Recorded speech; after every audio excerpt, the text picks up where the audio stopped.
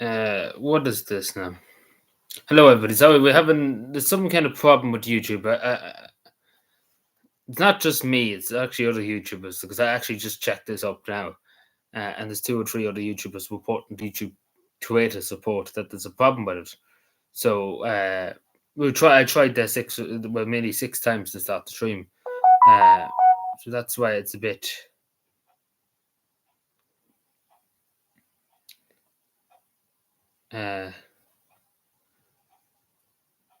So I had to walk and try and fix it now. Just give me a second. It'll take me a second.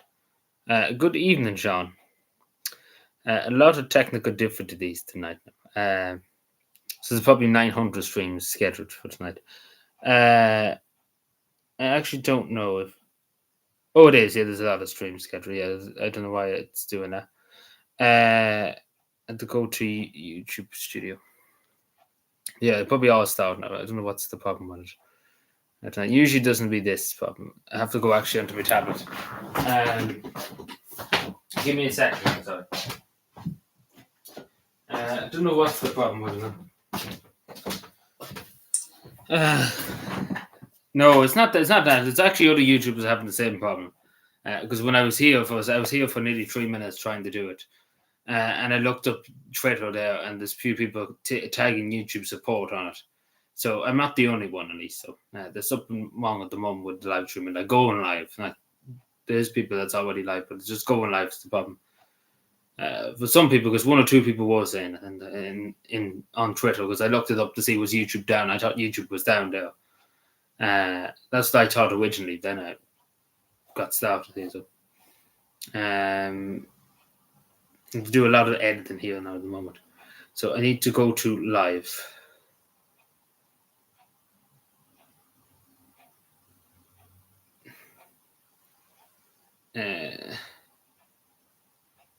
So delete forever.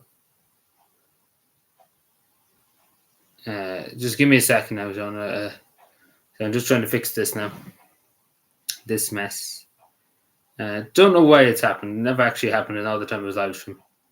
Yeah, it wasn't loading. It was not even that. I scheduled it and everything, and it just wouldn't let me. I kept like loading, and then it never would load.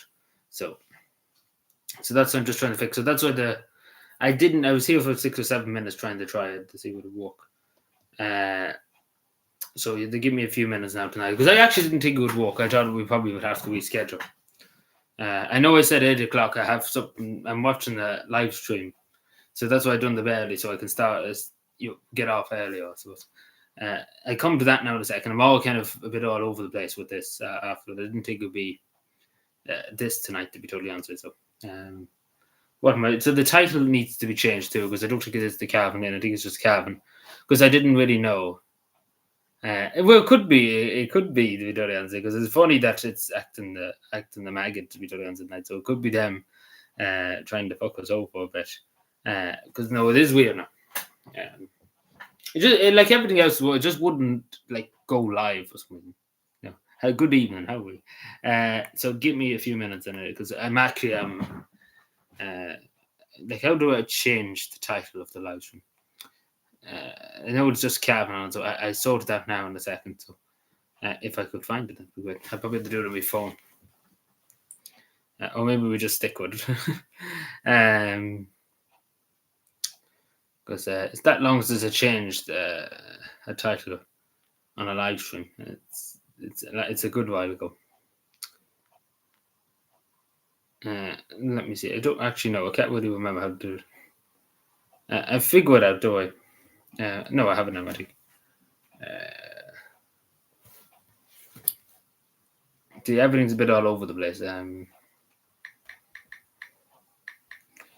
Part 67, 65 or something. I can't. I don't really remember. See, so save that. Yeah, sorry about the 7. Apologies.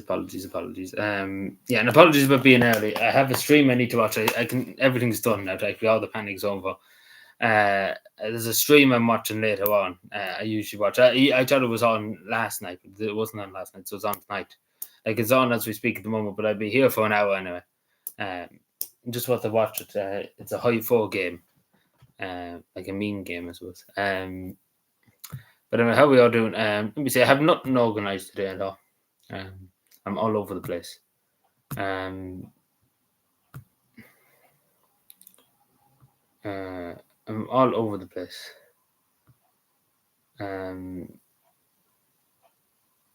Yeah, I've seen that too. That Derek Bolloy's won for the European constituency. Full hour, yeah. God forbid. Well, you had to put up with me the other day for 3 hours nearly. So I think you can last now after listening to me for 3 hours. But no, I've seen that too. But I don't know why. I said this the other night. I don't know why everybody's going like literally all the Fianna Fáil counts, like all the Fianna Fáil senators and everything, they're all jumping to Europe for whatever reason. Like I don't know why everybody is going to what's the one. There's more people wanting for Europe than there's the local authority at this stage. I don't get it, but because usually you have a mix between people want the one for the local authority and then people want the one for the European. Like, everybody seems to want the one. There's people from the Labour Party one and your man, and then I think Paolo Trubin is one for into for the European Parliament. Like they're all going to one for the European Parliament. Like everybody seems to want the one today. Seems to be the coolest kid in the block. Because I think I think Paolo Trubin is the interview. Yeah. And then the man of the Labour Party is too, and then there's a few, Lisa Chambers and them are one in the world. We totally honestly, so I don't get it. To be totally honest.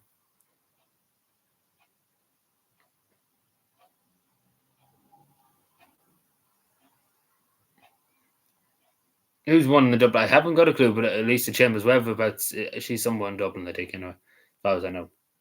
See, I don't really pass much remarks in the European election, to be totally honest with you.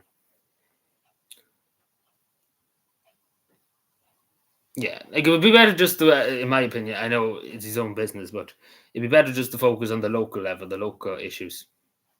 I think too many people are just, like yourself, everybody and the mother wants the one for Europe at this stage. I think it's better at the local level, focus on the local level first, and then build up your support from the local level upwards. If that makes any sense. That's just the way I would do it. I know people have, again, it's supposed to be their own business at the end of the day too. But a lot of the Fianna Fáil ones and Fianna Gael ones are just wanting to escape. But literally everybody's one. Like even Patrick Rubin and stuff like that. And he's the only TD to have in the door. Like I don't get it. Why everybody wants one thing. Like the page for Europe in this constituency is probably 5 pages long, and like it's mad. Like everybody's talking about one for you, and there's not that many one for the local authority in general. Like there isn't that many here. Like in other parts of the country, might be different. But we should see what happens. I suppose. I think Graham messaged me there a few minutes ago. He might be here at the moment. I don't know actually. But yeah, how are we all keeping it? How did our first day of snow yesterday go? Did everybody have a nice snow day? I wasn't expecting it, to be totally honest. I was not expecting a big shower of snow, like a huge, like it was 5 centimeters in one place in Cavan. It was a lot. Like it was a lot now, snow, and nobody expected, nobody realized it. I thought it maybe be flowy of snow, like it just an hour or two of snow, and that'd be it. It wouldn't stick. Like the ground was already wet from the amount of rain Thursday, and like it was a wet week. And I didn't think it would stick, even though this don't. But I was wrong to think that. I think everybody was wrong to think that. Nobody knew this was coming. The local authorities and stuff didn't know themselves that it was coming. Everybody was taken by surprise with this, No,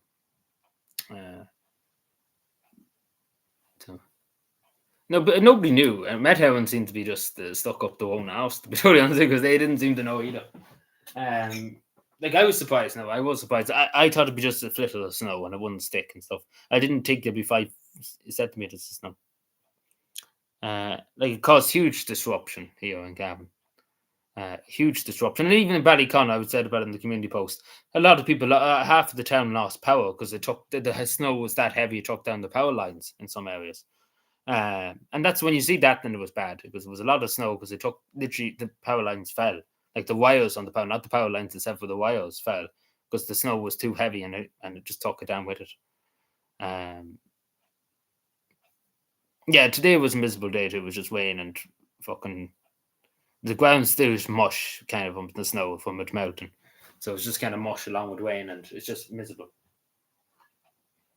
And first day of March yesterday. So it's not it's good to see snow, but I would rather been at Christmas time. If we could have had it at Christmas time, would have been nicer than instead of just in March. Like it probably starts snowing now in April. It's crazy stuff now. And everybody was literally waiting for snow in December, and it didn't turn up. But yeah, but look, that was the excitement for the week.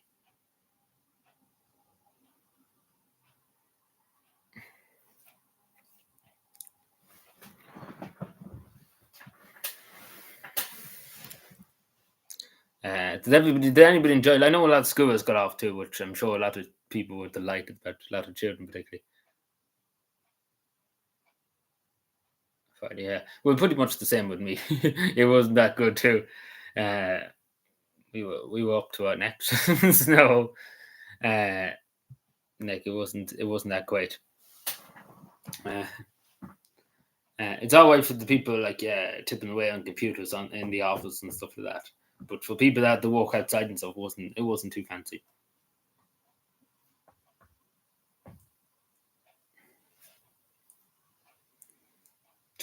I know. Before anybody says, I know I'm very early. I know it's at 8 o'clock, but as I say, I have a live stream I want to watch. It's going on as we speak, so I'll be here for an hour and then I go and watch the rest of it. Excuse me, that is a heavy pen when I drop it. It makes a quite noise.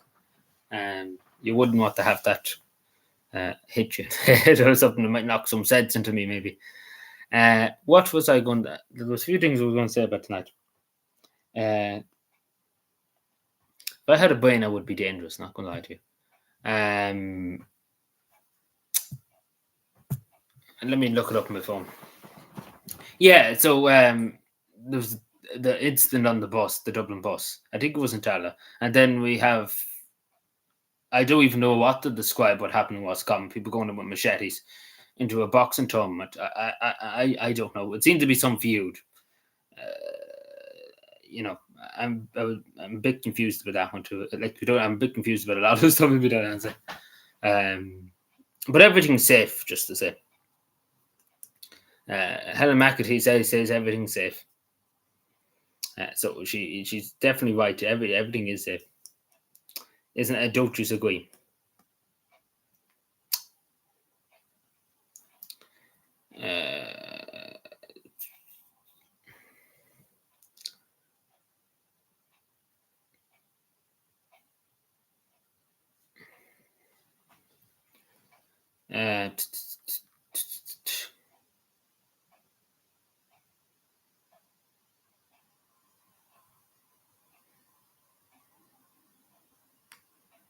Yeah, I seen like it was all over Twitter. I seen it about it.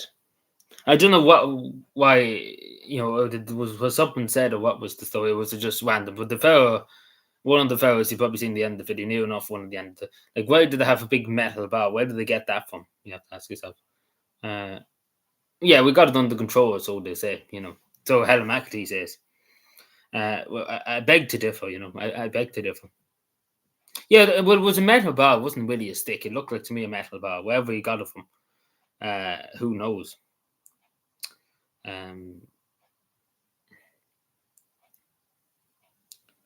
Because I generally don't know where he got it from.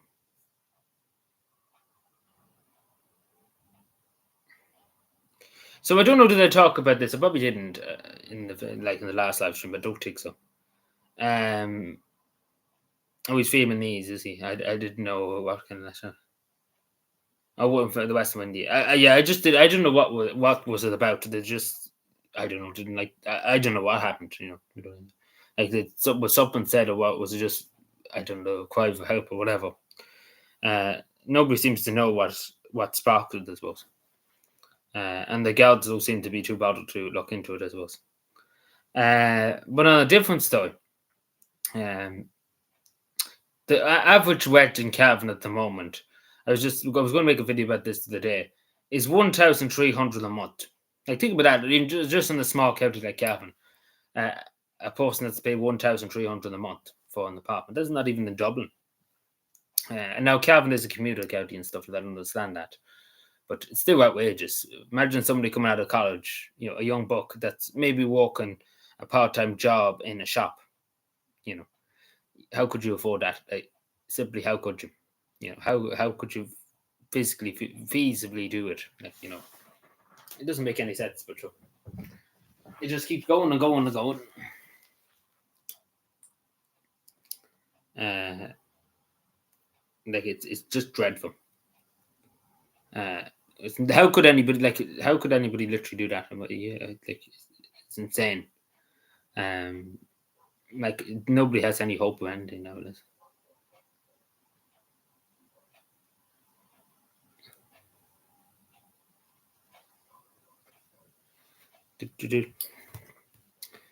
Um, there's not really like coming to think of it, there's not really that much was happening in the last few days.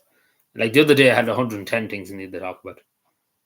But apart from them things that happened last night, um, nothing really else has come to mind yet. Um, I'm just trying to think. I'm a bit dazed tonight, to be totally honest. I'm like Joe Biden 2.0. Oh yeah, there was a poll I seen it on Twitter earlier. When was that? Hello, Billy. How we doing? Yeah, go over see exactly. But it's not even that. If you watch the state take, for example, how could you afford 1,300 a month? Like, how could you? Like to be totally honest, I couldn't afford it. Yeah, I know it's the facts. Yeah, um, but not many people can afford it. Yeah, it's simple as that. Even if you stayed. But it's not that in Australian too. Now we're not so much Canada. Canada will be pretty snowy and stuff, but mainly Australia and New Zealand because of the sun and it's a lot more better. Yeah, that's what I'm saying. Like, why would they stay here? Like, again, that's a lot of money if you think about it. Like, the minimum wage here in Ireland is 350 a week, and then you pay your tax, you pay your society, you pay for electricity. If you're staying with your mother and father in your house, or if you have a car, it's just you know, it's not feasible. Like even just that 1,300 a month is it's just not feasible. Like I'm just thinking about myself. Like I own about it's 450 a week, and then you pay your well it's not it's 450. Yeah, that's yeah that's before tax, but you still pay into a pension. I was actually to pay into a pension, and you had to pay your PSY and that. So it would be probably 430 or so. Yeah, 430 or something like that. And you think about that like that's and I pay the wet and I pay for food and stuff like that. You probably have less than a bit more or less than 300 or so. Like a bit, and then the majority would have to go to wet. Like I'm just taking people my example, like a bit more than the minimum wage. Like you still wouldn't have much left in the week. That's what I'm trying to say. And it's not fair, particularly when people go out to work and they're doing their best. It's not really fair on people, and particularly young people. That's what I feel sorry for the most. Like usually when you get on in years and stuff like that, you can afford to buy out your house. Well, years ago you could, not so much nowadays. But I do feel sorry for the people my age that are coming out of college and hoping maybe, or even the people that I know people beforehand, but when I was in secondary school, wanted to move in together. The roommates trying to find a house that can move in together, like students, college students, or going to the Cavan Institute, take for example. And there was two or three of them I know particularly, and they simply couldn't afford it. Simply couldn't afford or how to rent the house. And there was three of them and three wages. But again, they were only working a few hours a day, like maybe 19.5 hours, 20 hours a week. And they probably get maybe 200, 300. And they still couldn't put it together because they have to pay, if they did get a house, like an apartment or even a house to rent, they would have to pay for the whole shebang, the electricity and all that. And it'd just be far too much. And that's for three. Like, what would happen if you were only on your own?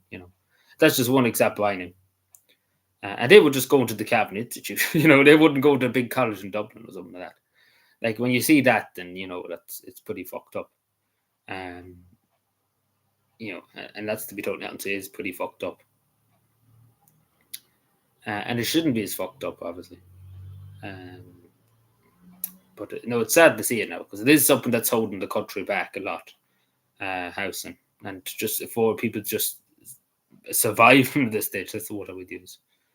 Like it's desperate. It's very very desperate.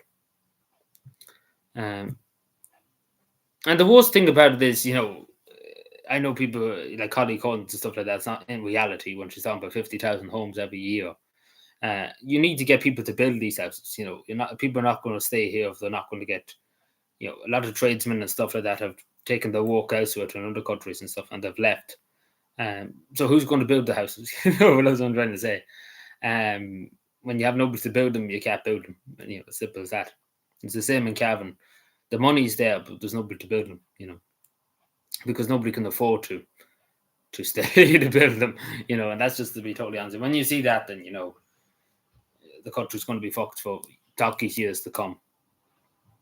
Like it's going to take us another probably 50 years before we ever had a sensible housing situation. Let's put it that way. Like it's because it's that bad. Because it's been just like the problem was when the biggest issue I think the government of the day at that time when the recession happened in 2008. They stopped all social housing and stuff like that, and for years it was left, and it only kind of started again about before 2000 was it 2018 or something like that. For too long, it was just left lying, like there was no houses being built at all. Even though we still would be in the situation we are in now, regardless of it. I don't know if my chat's bugged. It might be bugged actually. What I mean by bugged is I did have a problem starting YouTube earlier on, so I'm afraid that there could be another issue with it. I have to look at the main phone, so bear with me a second though. So I think YouTube just not functioning today at all too much today. Like the system of the server, so YouTube is just not functioning. No, I think everything's fine. No, I think I'm fine. Okay. What am I here? Am I on live chat? I am. Sorry, I'm a bit all over the place today. Usually I would be organised a bit better, but I'm not that organised today. But sure. And it's a terrible to believe tomorrow Sunday already again. Like it doesn't like today just flew. Like today literally just flew. I was up. I was a bit late getting up today. Got up at 8. And today just kind of just flew. Just flew like the wind was gone, but in a blink, literally gone. So I don't get it. I don't get where the time goes. Old man talk. But yeah. I have a bit of my tea. Oh, because I forget it. Is it how I'm still using the Christmas mug? Because this is the biggest mug I have for tea. So, like I have bigger mugs, but I think this holds more tea than the Western. That's what I. So I have to look out for a bigger mug at some point in a shop or something like that. So yeah. Yeah.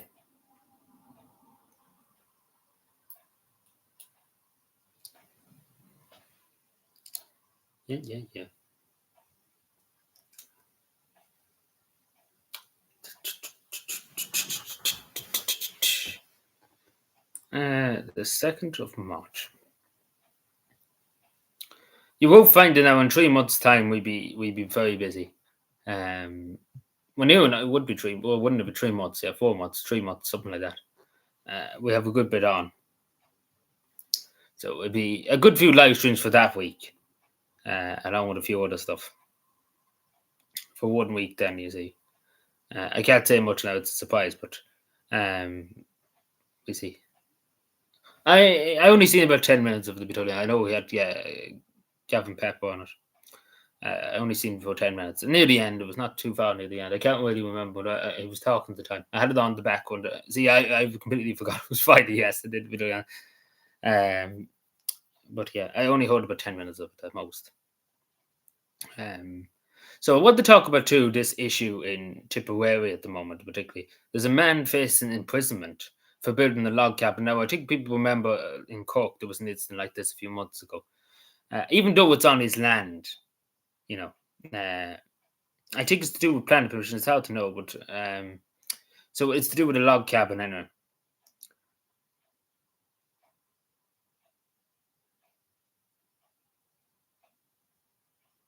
Yeah, so he has to take it down by the 4th of April, or he faced criminal prosecution.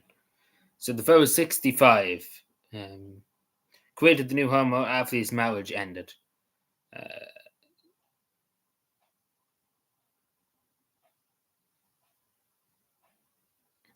but the thing I don't like about this, to be done, I know all the councillors are coming out and up in arms about it. The thing I don't like about this is, we probably shouldn't be that strict on log cabins and even modular homes if people want to build them on the property. And so obviously they get planning permission, because obviously you need planning permission, because you can't just fuck it there and expect it everything to be fine. But I think he probably did, because it doesn't say that he didn't. So I think the kids are just kind of crying about it a bit, Organza. Like, they were county kids. Planning infringements, maybe so. But he probably did get planning permission, but probably didn't get the most. Like, there's different forms of planning permission. Like, if you have anything wrong at all, they would really cry about it. So yeah, because it says here too, he had a mobile home, and he had a timber and stuff. So he probably had only one for a mobile home, to be honest. And then he modified it and something like that. That's what I say. But I do think the council should be a bit more lenient on these things, because at the end of the day, Ireland, there's no houses for people, so it's either that or the street. And it probably is for him, if he doesn't have his log cabin, it's the street. So they should be able to just say, you know what, it's better than the street, and so it is. It's better. At least he has a roof over his head. Everybody streamed yesterday. So see, Friday is a great time for people. Everybody streams on Friday.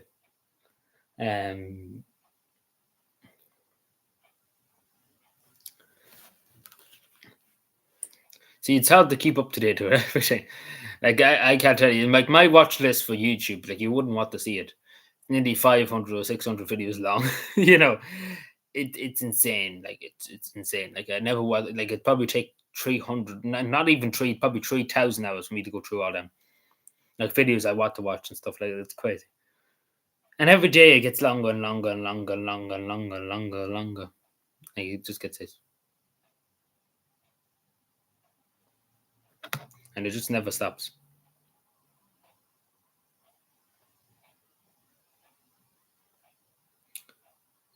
Like, it's insane.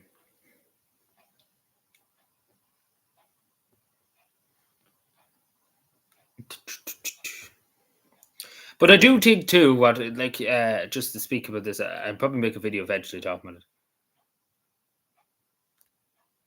it. I do think that the state, particularly, should make more use of modular homes and log cabins and things like that. I do think they should. In a way, to totally answer. I do think they should take more use of it for in the short term, and then build houses in the long term, just to get people off the street, to be totally honest. But should they never listen to sense? Because it would be far better than people lying in the streets. Especially the other night, it would have been terrible for people lying in the street. Yeah, he always, in fairness to Bertie Howard, he always said it. It's not a new thing. He always said it since he left office. He always wanted to become the president. I still never forget the time a German news agency, came along and asked him these questions about his finances and stuff like that. And he just walked off. He ran away. It's up there on YouTube. Like, he just ran away from them, even though they were like, "You're going to be the president. You want the one for president someday. It's a public issue if you're going to run for president. Your finances and stuff." And he just went away. Like, they should come back and interview him. But he just literally ran away. He got up and went away when they asked him, but when they went off topic, like a journalist should do. Shouldn't just ask one question about the Good Friday Agreement and stuff like that. But then when you ask something else they don't want to hear, they just run away. It's like the same with Great Media. They're gone like the wind when the secret media come along.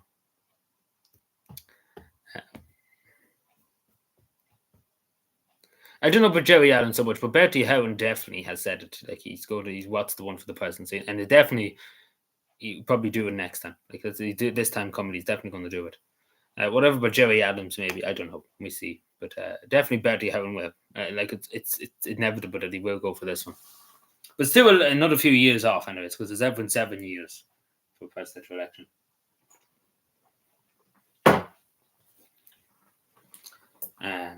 But definitely will Bertie Howard. It's guaranteed 100% that he's going to go in the next one, because he'd be far too old if he left it any longer. Like he's old enough as we speak, but he'd be far too old if he left it another 7 years after the next one. But still, nonetheless, too, I don't know. Conor McGregor's memed, I suppose, that he would go, but at the end of the day, the presidency in Ireland, you have no real power to do anything. You're just kind of there. You're just kind of there on a $500,000 a year. You don't really have the power to do anything. You're head of state, you're the commander in chief of the army. You just sign in legislation you can bring to the Supreme Court, and that's about it. You basically have no really a power to do anything. It's the government that has the power. The separations of power, but the all in the Shannon have the power basically to do things. And then the president signs in the stuff, whatever legislation. But the only role of the president is really to make sure that the constitutions, the laws that he's passing are constitutional. And just to be a figurehead for the state, it's not really a big role compared to Finland. Take for example, the president is in charge of foreign policy, over the government and stuff like that. So it's a bit more, something to do, because technically you can't really say much as the president, of Ireland. You can't say too much. You kind of just can be there. Obviously, you can have your own opinion, but you probably really wouldn't be able to share too much. I don't know. It probably make no sense what I'm saying.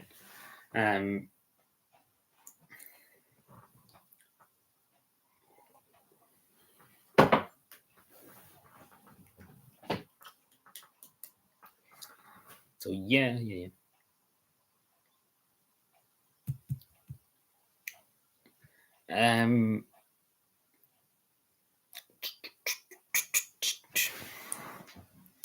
We will find it out to the referendum comes up too next week. What day next week is it actually? Today is the 2nd. Tomorrow is the 3rd. I have to check. I got my voting card too yesterday, which is good. The 7th is next Thursday, yeah. Isn't it the 8th? No, the 8th, sorry. Next Friday, it's the 8th, yeah. Yeah, I've seen that too. I don't know much about it. I've heard the odd thing about it. Which only as I haven't heard much about it, so I don't really know. I know vaguely what has happened. Don't know much about it. I didn't really look into it. But I only seen it on Twitter there a few days ago saying about it. And that's really all. I haven't really looked into it too much.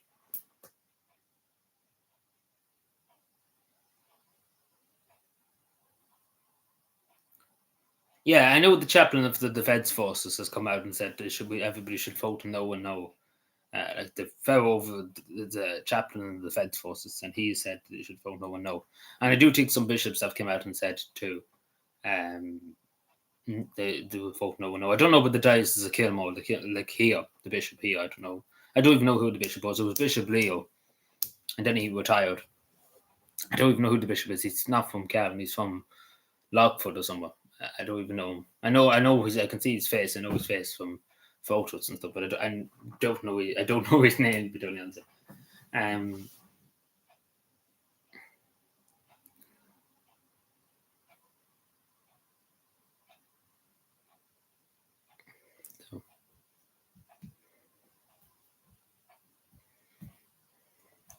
So.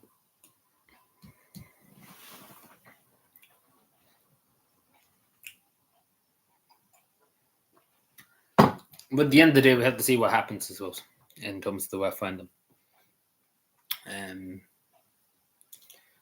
I don't know. I still think it's going to be very close now. It's not going to be 100 miles away. Let's put it that way. Because it's still a lot of people don't know really what they're voting on. Like it is funny that a lot of people actually don't even know why they're voting and what's the point in doing it. Like a lot of people actually don't know. I've seen a lot of people online that just don't know at all what's the point, and they're very confused by that. A lot of people online.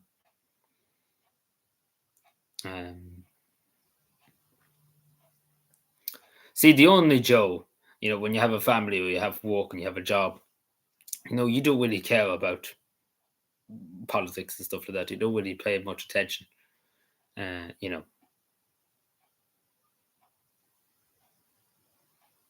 Yeah, there's not many posts as well, but I suppose it's better off because you remember waiting to see when the local authority election happens and the general election, they're going to put I have photos from the last election. Literally every poll in the fucking country was covered in about 9 million fucking posters, and there was no need for every poll was literally covered. Every fucking poll in the place was covered. There's not much point to put a poster. They're kind of the old school.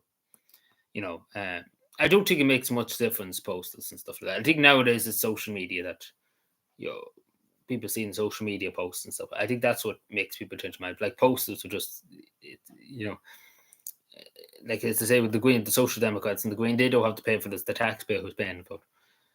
And I think people just think it's an awful waste of money to put them up and then just take them down again. You know. But I haven't seen any yes posters. Like there's no posters around here on Cavan about them at all. Like there's not even one. But I'm just thinking about the general election because you asked everybody who on Cavan. Like it was a big debate around here the last election. Should we just outright ban election posters because they were just putting them on literally every fucking street light, every telephone pole, everything was covered. Like it was ridiculous. It was honestly ridiculous, and this is the best part, we're still coming across posters and ditches and then drains that belonged to the election campaign for that year, 2020, and we're still finding them today. We're still finding them. One was found there a few months ago, about 2 months ago, just after Christmas, outside Killinneck there, going out from Killinneck, just between Ballinya and Killinneck there. There's one came across. Like there's still ones just lying around, and there's just a big waste to be done, and it's wasteful.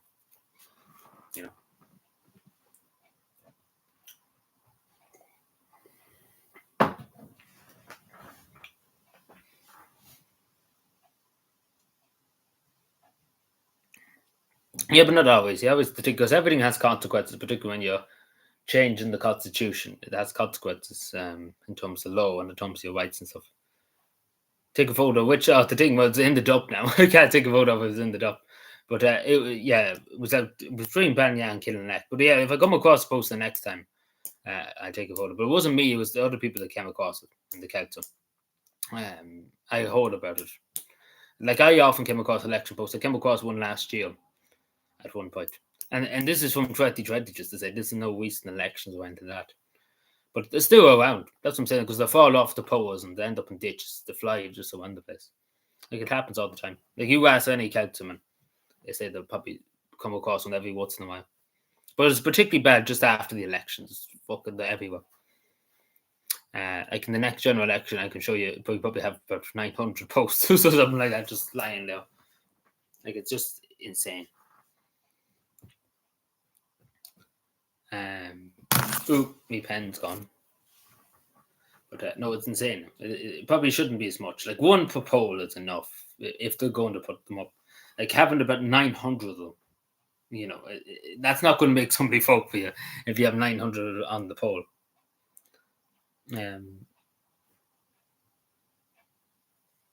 Yeah, like they quite literally are. Like there was one, I remember one particularly. There was one with Sinn Féin on the top. Then the next one was Fianna Fáil, and then the next one was Sinn Féin, and then the next one was Fianna Fáil. Then the other one was Fine Gael. Like it was just a big charade. Like why would you have the whole? And then the next one was pretty much the same. It was different order. The Fianna Fáil was on the top, Sinn Féin was in the middle. Like it was just basically a big fucking puzzle.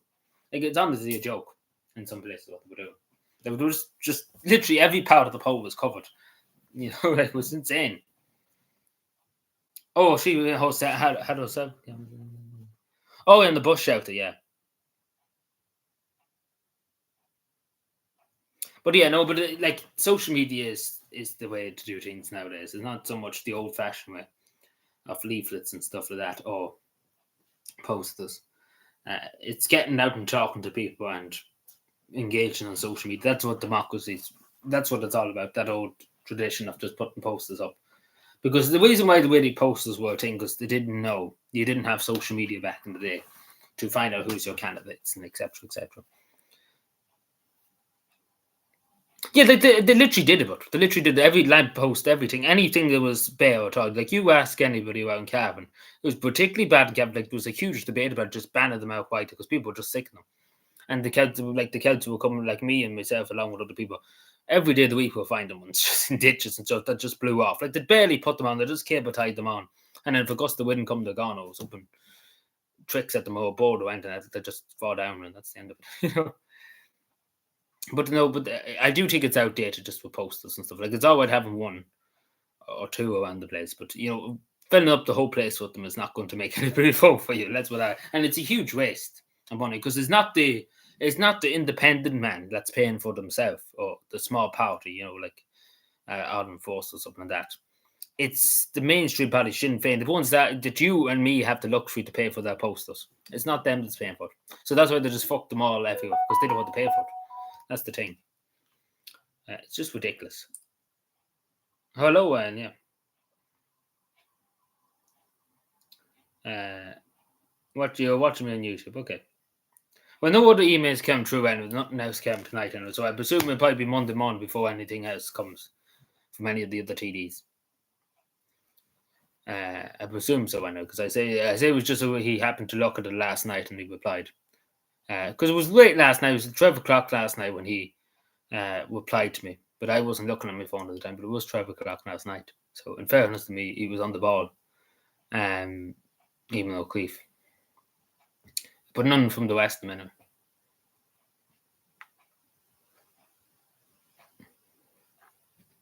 Had the posting canvassing.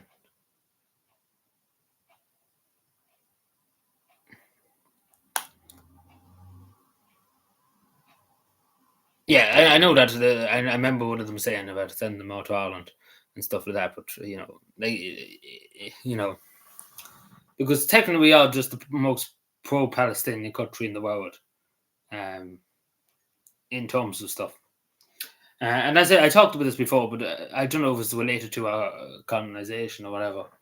But technically speaking, we probably would be one of the most pro-Palestinian countries in the world. But obviously, as I say, Israel is committing war crimes. They are literally committing war crimes, and the war is genocide too. Like it is literally happening, because they are just shooting civilians at this stage.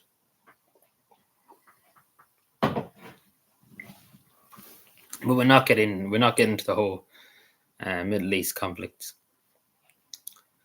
But hopefully, some ceasefire can come sooner rather than later.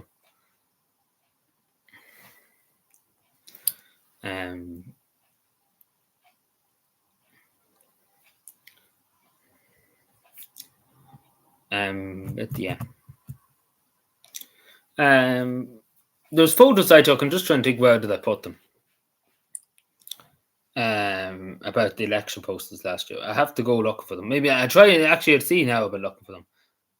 Because I don't know where I put them. See, I have that much videos and photos, like stuff from my body camera and stuff like that. It's ridiculous.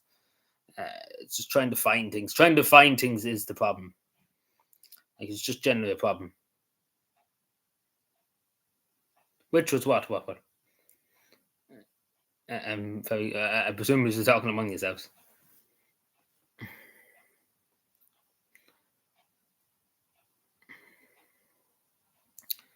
Let me see. I have to try and find it because I think I actually posted on Twitter, so that's where I probably will find it. But sure, look, that's 2020, so give me 5 minutes. I find it at some point.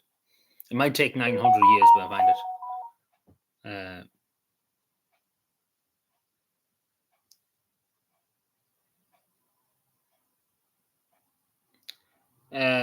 But I think they know about Westmeath. I said the two before the YouTube people about Westmeath. And what's wrong with Janani? I couldn't see with that last bit.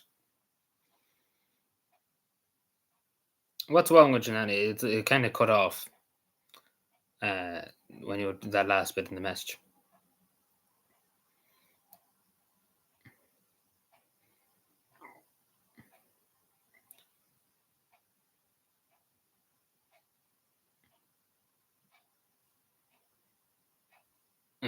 Give me a second now. As I go and do a deep dive and trying to find this.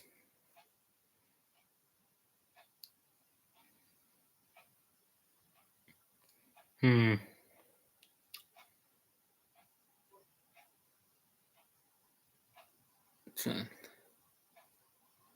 Sorry, but I'm just trying to find it. Like, I definitely put it up on Twitter, but God only knows where I put it. Um, if I don't get it, then I'll find it at some point. Because it was definitely one photo that was just insane. It was just definitely insane.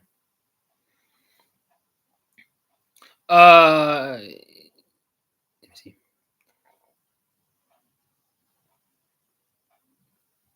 Um,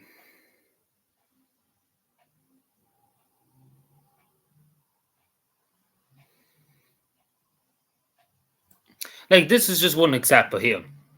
I know I don't have the one that has nearly 7 of them on the poll. This is a poll here in Cavan for the last election. Brendan Smith. It was 2 posters on top of each other. Like, why do you have 2 posters on top of each other?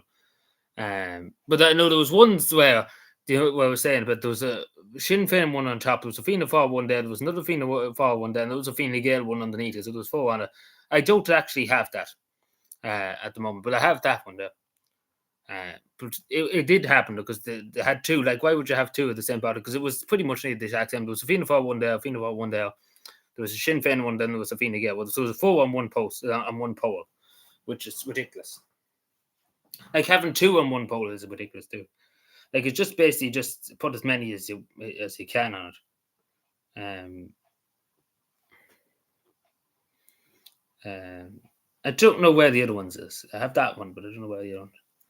But no, it is a joke now. That's especially for the same candidate. Why would you have one above the other, one behind the other? You know, one is enough to put. You know, especially every poll literally had one. Every poll, like quite literally everyone, every one of them had it. Oh, she's in hospital. I'm sorry to hear that. Um, I'm sorry to hear that your granny's in hospital.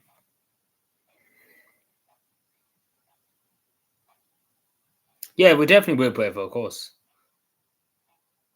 Oh, you wanted somebody but the Fianna Fáil secretary. See, I don't have a number, so it would have to be you to contact them. Because I'm not a part of Fianna Fáil. I'm not a member of Fianna Fáil. You know, it's Ryan's granny. So I can't help you with this. You have to contact the general secretary. I never even heard of this fellow before. That's the general secretary of Fianna Fáil. But I presume your local TDs could help you out if you can't get in touch with him. Because he's not a public figure. Like, you can't just, the random person can't just contact him. And anyway, if I contacted him, he wanted to talk to you. Because you're the one that's won for election and stuff. Like, he would want to talk to you about it. Because he'd be asking how much do you have to go for the Dáil election. Like, he would want to know how much finances you have to run and stuff like that. And I generally don't know because I'm not you. I can't tell how much you have or what you plan or what you're running on. You know, I couldn't tell him all this, you know. So it would have to be you and to talk to him because he wouldn't talk to me. He's saying I'm not the fellow that's running, you know.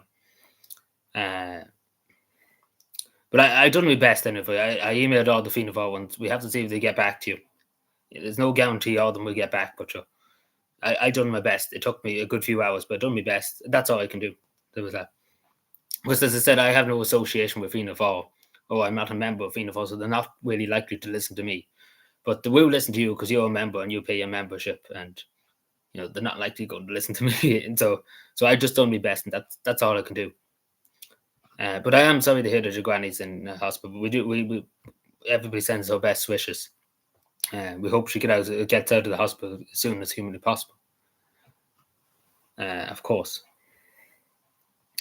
But yeah, I'll let you know anyway, Ryan, if some of them do email back, but not likely because it's the weekend. So I say only for email Queeve probably just randomly seen the email, just responded. Like that's really all I know. But basically, the only thing he said, like we no point telling him to email them because he basically just said it's up to to you to email. Like he said, he gave me the name and stuff like that, but that was it. There was not. He didn't really say he was going to contact them either. So, but I don't know about the West of Fianna ones, but I don't even know what they're doing. We don't answer.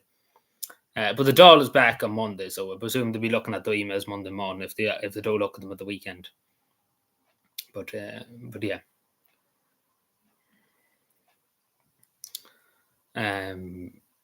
Because a lot of them, they're not like they do get paid for the weekend TDs and stuff because they get, I think it's 4,000 a week, isn't it? The only salary, and then the council gets 2,000 or something like that, isn't it? That isn't it? Am I right in saying that? Yeah, something like that. It's a few thousand anyway a week, along with allowances and expenses. So they do get paid for the full week. Like they're well compensated. They work the weekends too. But you know yourself, they probably after the weekdays, they're probably just not bothered to look at the emails. Like it's just kind of. It's just kind of it's just kind of a roll of a dice if one of them like none of them might, maybe one or two might respond, but it's just kind of a roll of a dice if anybody else will respond to mine. We don't answer. Because again, they wouldn't be too fond of me, a lot of them, but you know. And like as I said, if you were a member and stuff like that, they're more likely to respond to somebody that's in their own party and stuff like that. But as I say, I'll let you know if there's any of them, but nobody for the moment has replied back. I know people probably are very confused. Well, they don't. They take one look at my name and then put two and two together and find out who I am, and they'd be like, "This is a far white agitator," No, because a lot of them would have heard of me, and that's what I'm trying to say. A lot of them would have definitely heard of me, and they wouldn't be too fond of me. Like Mary Butler definitely, knows who I am and would not respond to me in the slightest. Well, they did respond that time, only before I rang their office about it. But long story, but they wouldn't want to probably engage with me too much on it. Because generally, I would probably give them another lecture about all the stuff. Hello, Greenface, how are you doing? Yeah, we started early. See, I'm watching the live stream that's going to happen in a few minutes, and that's why I said I start early. Yeah, but I don't know. Does anybody know how much they get paid a week, like a TD or a senator? Yeah, exactly, Vernon. Does anybody know that? I think it is 2,000 for a councillor, and a TD is 4,000 or something a week, along with expenses, of course, and allowances and all that. Because it generally would be, because it generally, as a councillor, as a TD, you generally work the whole 7 days a week. You don't get a break really. Because the normally councillor makes 80,000 a year. And then obviously expenses, allowances, and all that included. And then the only TDs in 120,000 a year, plus expenses, allowances, the whole shebang. The usual. Good Titans. But I hope that answers your question, Ryan. Anyway.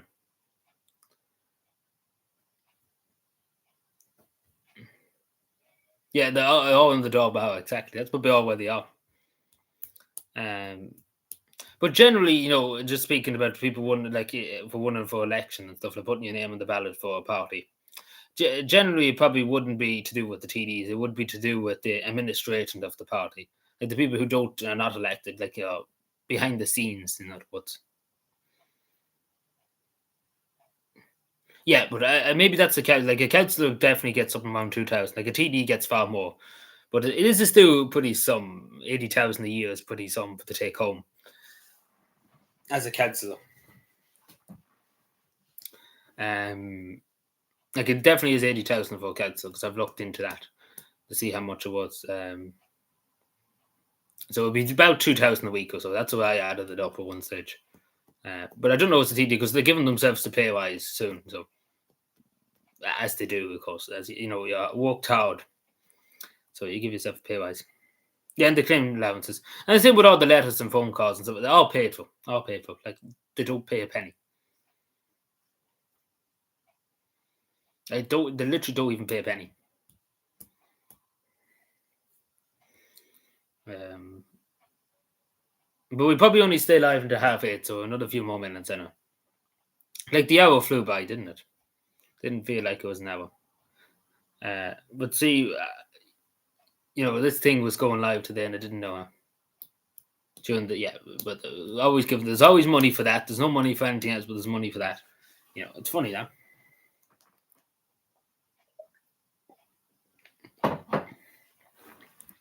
Because every day of the week you hear them saying, "Oh, there's no money for this. There's no money for that." Like I hear it all the time. But I'm fed up listening to no money for this.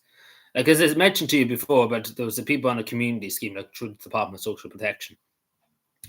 And they were looking for new mowers, like new mowers. It would only cost 2,000 at most, 3,000 at most. It wouldn't break the bank, for a decent enough one that cuts grass and trimmer and stuff like that.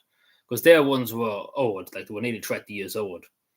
And sure, look, I went and contacted the council for grants and stuff like that. And it's the Green Party's to blame for this too, because the Green Party don't want you to cut the grass. They don't want you. They want you to let it grow and stuff like that. But obviously, in the side of roads and stuff like, you can't just let it grow up as far as the fucking roof, you know.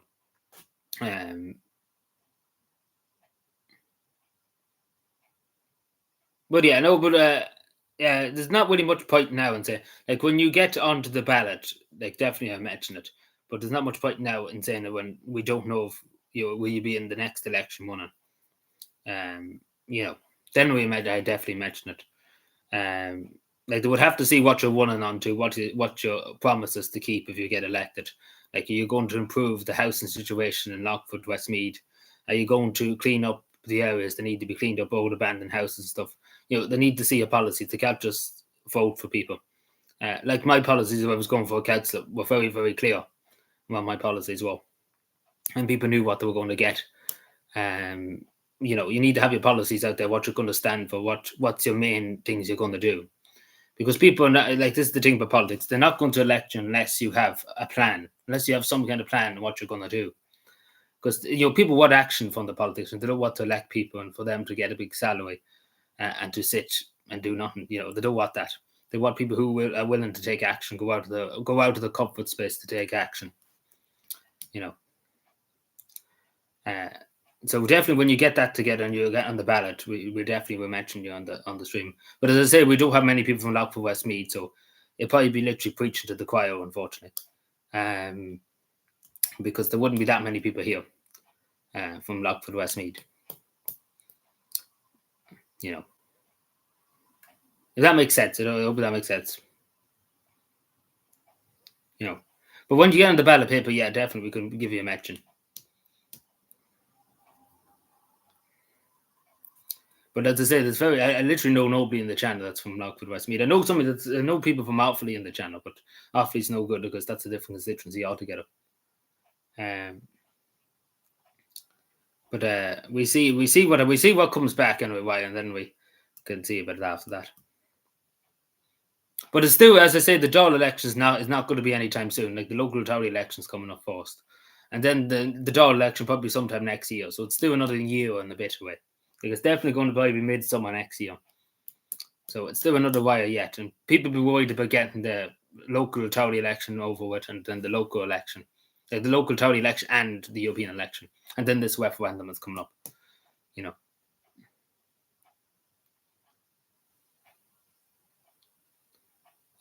We have good ones in Clare. Yeah, Michael McNamara, of course you do. Don't let him go anyway.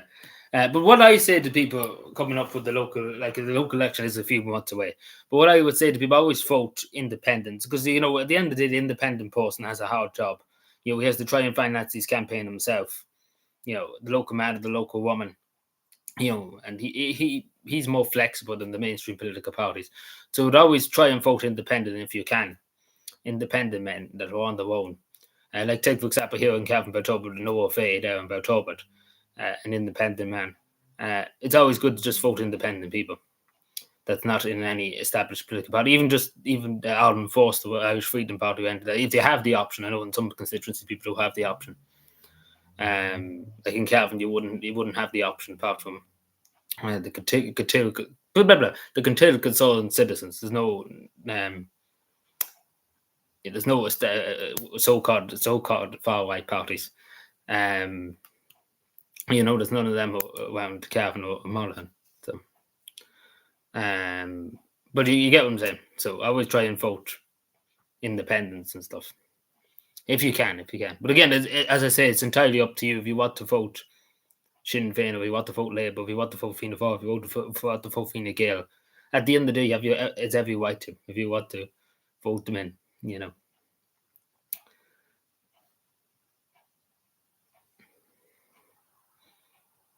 Yeah, Michael McNamara is good now. It was good during the COVID. He asked a lot of tough questions. Then was Matty McGrath. the Healy ways too, even though it's questionable what the Healy ways motives are.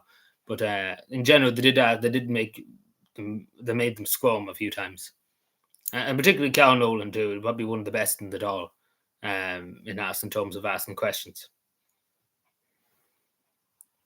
Yeah, Michael McDowell too is very good. He's with the No Group. Yeah, he's a senator now. He's not a TD, but he's a senator. But he's doing good in what he's trying to achieve. Yeah,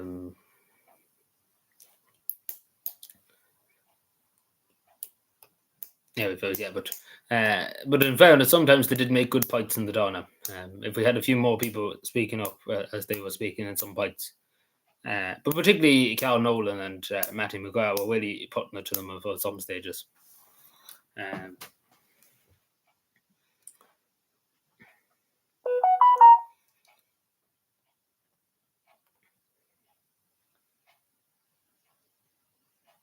Yeah, but no, but I know what your policy. But how do you plan to fix it? Do you plan to, when you get into the Dáil, push the established like Micheál Martin, if he's the leader of Fianna Fáil, most likely would be kicked out, because how bad they probably would do in the next election. But you have to have politics. Like, what are you going to do? Are you going to how are you going to get more houses on the go? Take for example, vacant houses. Are you going to try and push the government in Dublin for more money for Westmeath for vacant houses? How are you going to get more builders to do up houses for homeless people? The same with the hospice. You have to have a structure. How are you going to do it? Are you going to put pressure on the government to do it? Same with special needs resources and stuff like that. You need to have a plan. Like, what are you going to do? Like, in terms of getting it, because it will be a tough fight. You're not going to get things basically for nothing. I often look for stuff. The same with that lawnmower was a perfect example. And I went to Tim, and I went to John, and went to Mary. Like, basically, it was said from one person to the other, and to the other person to the other, just because they didn't want the pay it. And because the Green Party, particularly with the Green Party, with Thompson mowers and stuff like that on community schemes, they don't want to give you new mowers, even though they're 3,000. So it's nothing. It's pocket change to the government, but they don't want to do it because they don't want you cutting grass. The Green Party's policy. They want the grass to grow as high as the hills. But you need to have an idea how you're going to sort that. Like, take for example here in Cavan too. Like, there's people in emergency accommodation, like in hotels and stuff like that. How do you get them out of the hotels into housing and stuff like that when you don't have enough builders and stuff like that? You have to, you have to have a structure behind it.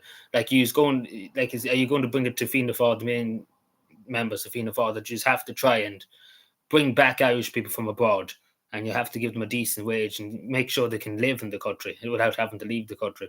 Like, it's a lot of stuff that goes to politics, Because I know myself, I was going to go for a councillor. I had great ideas what I was going to do. But obviously the councillors wouldn't agree with me. They simply would not agree with me. None of them would agree, because I wouldn't be listening to bullshit from them. I'd be hellbound on what I was going to do, and I'd be, even if you think I'm bad now in terms of calling out stuff, if I was a councillor, would literally want to get rid of me every 10 seconds.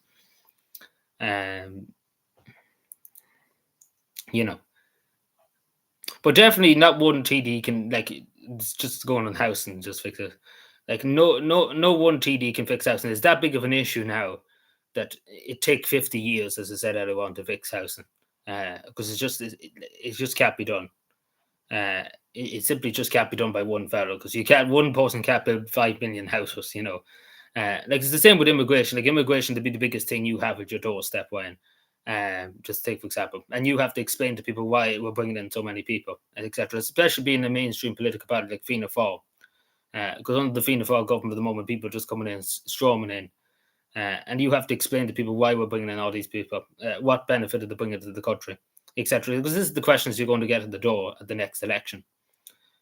Mainly immigration would be the biggest probably thing, nearly than homelessness and anything.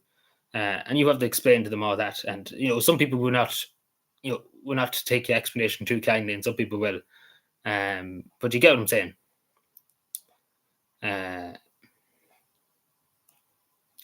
But you need to have take for example, we were saying about a new hospital wing or something like that.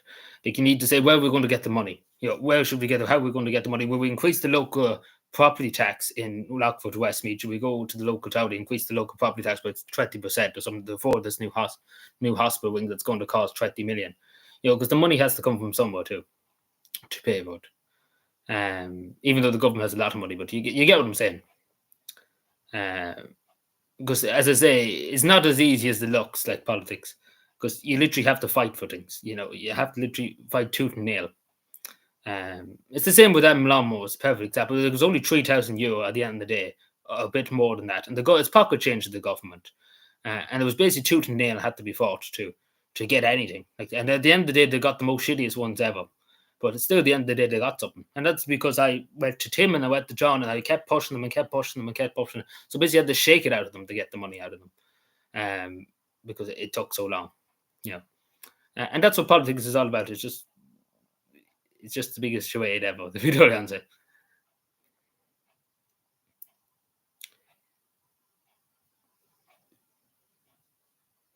Get it? Yeah, well, no, it's the same with everything. Like it's just. But definitely immigration would be the most biggest thing.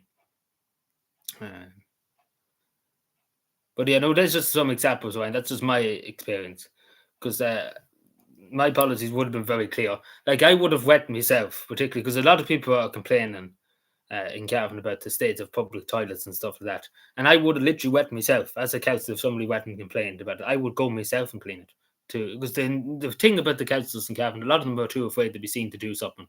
Like the hard work, doing the shitty jobs, like literally picking up shit. That's what I have to do in the council. And they'll be afraid to be seen doing it, but I wouldn't. I go and do it anyway. That's what I'm saying. And that's what people want. They want to see those councils getting into the muck and into the shit to do it. They want to see them taking action and not sitting behind the desk and giving orders, and doing nothing. They want to see movement. They want to see action. Give them a wedge. I had to just keep arguing with them to get it. But again, at the end of the day, they got the most shittiest ones ever. And that's to be totally honest. But it's the fucking Green Party. That's the problem with it.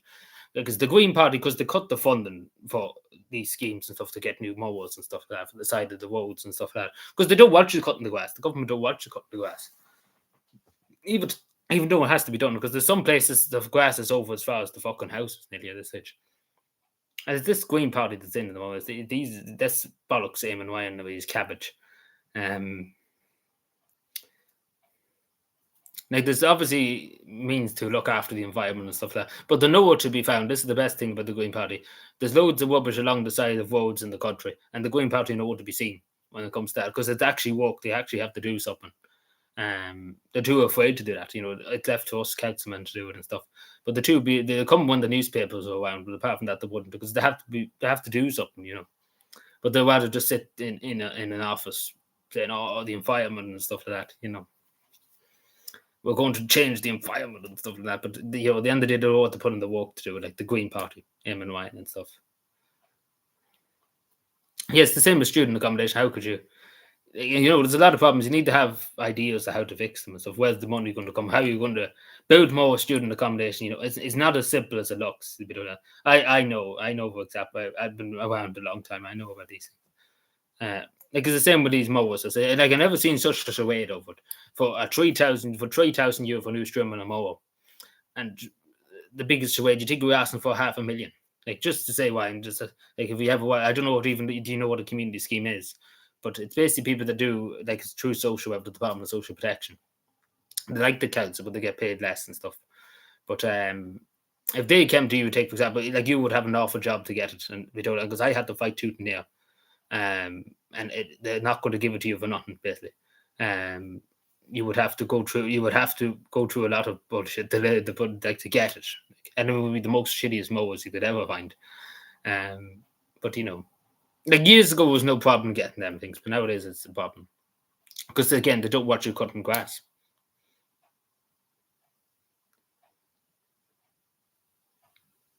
We're not willing. Well, we've come across Green Party voters, of course, but they're not willing to do anything. If you ask them to pick up a bit of paper on the street, they literally would run away. Because they don't want to do anything. They're all about, oh, we should do this, we should do that, but at the end of the day, they do fuck all. Because I never came across them doing anything.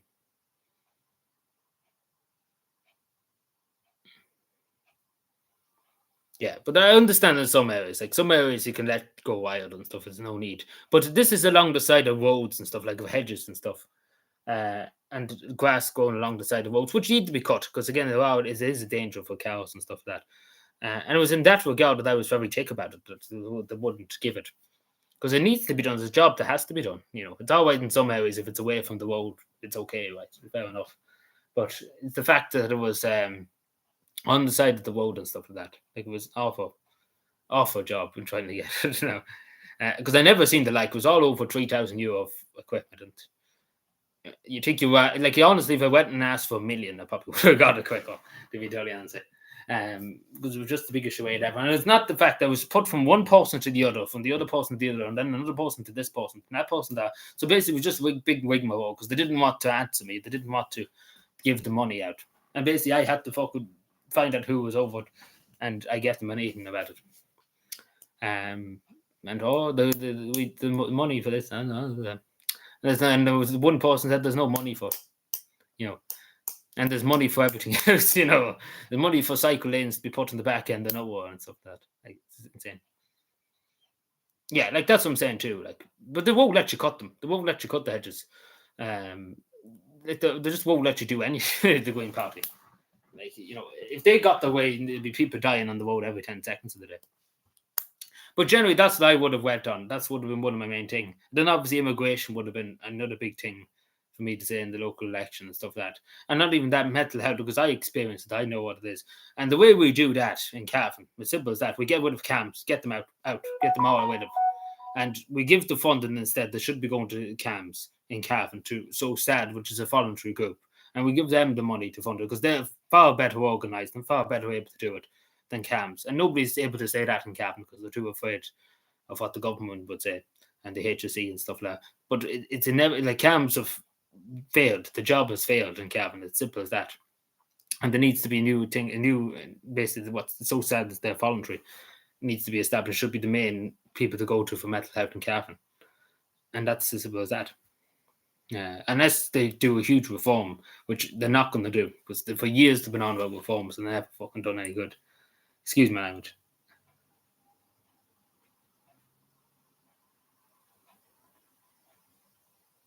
Yeah, but no, but like an overall party has policies, but as an only TD2, you have to have policy. What are you going to focus on? Because you can't just go with whatever the party says. I wouldn't do that. Like I wouldn't do it because there's obviously things the party are going to say to you that you're going to disagree with. Because I simply wouldn't. That's why I wouldn't be in the political party because I wouldn't agree with everything. Like you have to have your own policy, what you're willing to focus on, what you're willing to fight for, and stuff like that. You can't just go with what they point to and say follow this. You have to have your own opinion, and you need to have your own policies and what you're going to focus on. Because at the end of the day, I might as well tell you straight. If somebody came to me about, I don't know, I'm just trying to think what would I would not really care too much about a few cycle lanes that nobody's going to use. I generally wouldn't care about it, the cycle lanes. I would do my best to look into getting them maybe, but I wouldn't be too fond. I wouldn't push that much for it because I'd be like, what's the relevance to it? Having a cycle lane at the back end of nowhere take, for example, it's going to cost a few million. I'd be like, no, it'd be better if we don't do that because who's going to use it? You need to have your own policies. What you prioritize, what you deem as priority for your area. Because what Fianna Fáil says is more to benefit Dublin, to benefit the cities, and they're just going to go with whatever gets them elected. But it's not what gets you elected, because obviously Fianna Fáil has policies at the moment that's not going to get them elected. What they're doing, like as Micheál Martin said, he doesn't want anything to do with a backwards looking idea or sovereignty. Take for example. Now, obviously, I take huge issue with that. That's the thing. I wouldn't agree with Fianna Fáil on that, with that statement, because sovereignty is the basis of a nation. And it is, and I take huge offence in that. And not even that, Fianna Fáil wants to try and push Ireland into NATO, etc., etc. I'd be very much against NATO. I'd be for increasing the defence spending for the state, but I don't think we should be running to NATO to defend us. We can defend ourselves. We just need to increase defence spending, and how we do that is what we do first of all, without worrying about getting new equipment and stuff. We give the men and women, because the money's there. It is there. It can be done. We give them a proper wage. We give them a living wage, that they don't have to go and walk in Tesco and stuff like that. Instead of fondying around, as the government are doing now, in buying new ships from New Zealand where they don't have people to put on them. it's a joke. Like, you need to think logically and stuff like that. But as I say, you can't just listen to what somebody, the head of a party, says. You have to think for yourself. That's important in politics, because regardless, the person at the top might not want to see sense and stuff like that, and you have to have your own policies. In terms of, even if you were an independent stuff, you have to. What you prioritize, like obviously, what you prioritize. Backwards idea of sovereignty, yeah, same thing. We're fully committed to the ideas of the European Union, yes. But at the end of the day, even if we're in the European Union, we're entitled to have our own sovereignty, our own country. We didn't sign ourselves up to be slaves to the European Union, basically. We didn't fight 800 years to be told from Europe what to do and how to do it and when to do it, how high to jump and stuff like that. Like, that's what I'm saying. The Irish people want their own governance, and people that they elect, they can govern over us. Well, obviously they're told they shouldn't be governing over us; they should be told. But I'm just saying that, Ryan, because people would say, "What's your policies?" If you went to somebody's doorstep, say some man came out, "What's your policy? What's your priority to get done? Like, is it to get a new baseball park for, I don't know, for Westmead, for some part of Westmead?" They would want to know. And take, for example, on military neutrality, like Fianna Fáil would be like pro NATO and stuff, like pro wanting to get into NATO as quick as possible. Like, I'm just wanting to stop Irish people being sent off to war. That's my main goal. If I was a politician, that no Irish person should go to die on a battlefield in Europe or wherever. That's what would be my policy of military neutrality and stuff. But we should have the means to defend ourselves if anybody ever wanted to come knock and take, for example. That we would make sure they won't be knocking for much longer. But you get what I'm saying? Because people will ask you, what's your priorities? And that's basically your policies. Like, my policy is to be general tidiness in County Cavan, making sure that the streets, people won't walk into dog shit on the streets. Because I'm doing that already. I'm the only one doing it, like picking up the dog shit and stuff. It's the same with many things, litter and stuff like that. Because generally, that's why people pay their councillors and stuff, because they want these things done. They want their roads done up and stuff like that. They don't pay them for a laugh, basically. Let's put that way. Like, people pay enough on road tax and stuff, and that's what it goes for. And when you see litter and stuff on the side of the streets and stuff, going back to this, that you as a councillor have failed, because why is people paying the road tax if things are not being done to look after the road and look after the sidewalk and stuff like that? You have failed as a councillor. That's as simple as that. If you're there and this has happened, that's as simple as that. And it's just the thing, because the Irish people, like, years ago, the public wasn't that like confrontative, but nowadays they will be very confrontative. They will come to your office, they will demand you to do things. It's not going to be all nicey. Unfortunately, I have experienced it and stuff like that. People want things done. They're not going to, sit there and say, all well and good, because people want things done. Because for too long they've been told, this will be done, that will be done, and nothing was ever done. If you get what I'm saying. Like, it's a long story. I've been in politics for a long time at this stage, so I know a lot about these things. If that makes any sense. I could go into 100 more details on it. But no, within our own defensive capabilities, yes, we shouldn't be running to Europe. Like, we've stayed out of many things. But my main goal is that no Irish person should have to go and fight a war. Simple as that.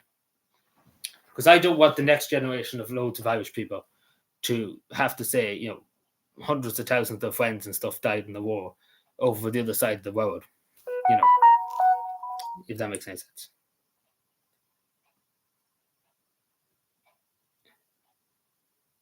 Yeah, that's the only TD. Eamon O'Keefe is the only TD that emailed me back. That's the only TD. Nobody else has emailed me back, as I said to you earlier on. Like, it's all the Fianna Fáil TDs, every one of them. Every Fianna Fáil TD I've said it to. What you wanted me to send to. Every one of them have got it. But he's the only one that's responded. So, but as I say, this is the last time we send off emails to Fianna Fáil TDs and all that. This is the last. As I say, if they respond, they respond. But then they probably know who you are, and so they'll reach out to you. But your number is on. Your phone number is there, so they will contact you, or they'll reply to me, and I send it on to you, as I did earlier on.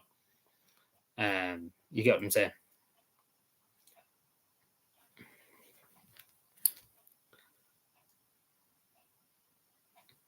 But I don't think we should have mandatory military service. I know this is not a big, huge thing. I know Finland had it when they were neutral and stuff like that. But I do think just having a good career, like years ago, the army was a good career. You got a good wage, and it was very good wage. It was really, really good wage. One of the best wages you could have got in the army. And nowadays, you get more in Tesco, and that shouldn't be the case. Like whatever about ordering new weapons and stuff like that. The first priority, if I was Minister of Defence now in the morning, is making sure that the troops, because at the end of the day, the army marches on its stomach and it marches on its morale. If you give them all the best weapons of the day, all the best equipment, at the end of the day, if they don't have the willingness to go out and fight, they're not going to do it. It's with that. You need to make sure they have good morale, and that's how you focus on the army at the moment. That's what we need to sort out instead of frolicking around buying new ships and stuff when we do have people to put on them. You know.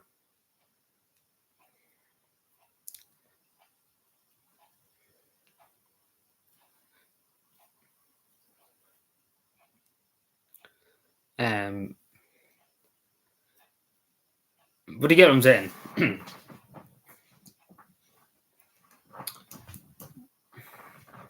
But that's just going back to another thing too. I talked about probably my election video, but that's why I wouldn't join a party, because I wouldn't agree with everything they say.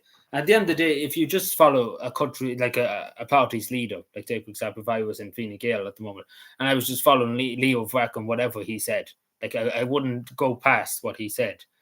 Like basically everything he says I agree with, and I wouldn't have my own opinion, and I wouldn't listen to the public.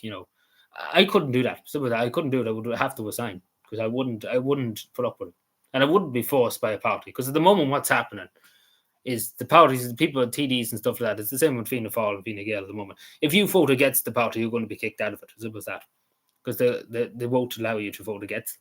And what kind of democracy is that? When you're just kind of forced to vote, because it's the same with the hate speech bill we had in the morning.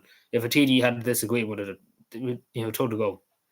Yeah, that's what I'm saying. That's why I haven't joined one party. I have 3 or 4 offers to join parties, and I never did. And simple as that. Because I'd rather have my own opinions and not be judged by whoever's over me in the party, and be told to sit down and shut up. I'm not that kind of person. Even though I could have done well in many parties, but I'd rather be on my own. But we see in the next local authority election, I'd be more whiffs. Because generally there would have been a whiff if I came along and said we have to restore cavan's glory and take over Leitrim. Because I generally would have said that. I wouldn't said. Because it would have been like a bit more better. And it is better economically, because I've looked into this. It is better economically, because we would have got more funding for different things. Because obviously it goes by populations to the county too. And obviously if we had more, people in the county, from Leitrim, like the 32,000 people, like so many people, 32,000 from Leitrim. But if we had more people in the county, the more funding we get. And it's not even that, it would benefit a lot more from being on the cavan leadership, because we have so much industry, we have so much money. There's many more things we could do. Generally, we're better together. That would have been the phrase. And generally I would have, because anything I say, I generally would always do it. So generally they're probably all delighted, the councils, that I didn't go, because it would have been literally nearly the first thing I would have mentioned. Pretty much the old school. But as I say, I rather be independent, because you can have your own policies. Like, you're going to have your own disagreements and stuff like that. But usually, as I've seen with parties over the years, the leadership always leads the horde. They always at the foot of the horde, and you just kind of follow the leader. You don't question what the leader's doing, who the real allegiance are to, and etc. etc. And it's better for you to be an independent, because as an independent too, you're more with the people. You're more with the people. You're more there with the people. You're more down on the ground compared to in a party. That's the way I see it. Because you're basically a common man, the same as your fellow citizen. You're just an independent councillor or TD, whatever. You're more with the people more than the party, because you have that title that you're a Fianna Fáil TD, Fianna Fáil councillor, Sinn Féin TD and stuff like that. You're more high and mighty in the public's opinion, basically. And it's just basically, they say at the end of the day, you're human. There shouldn't be this high and mighty when you're TD and stuff like that. That's the way I see it. So that's why it would have been so much a lot of shit.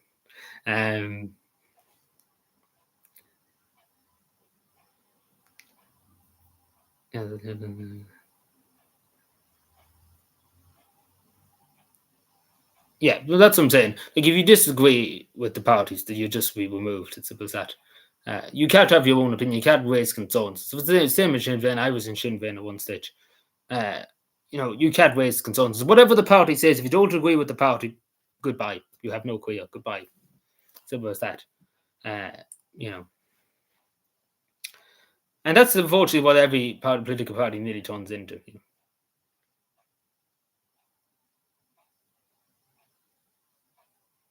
I think so, I know.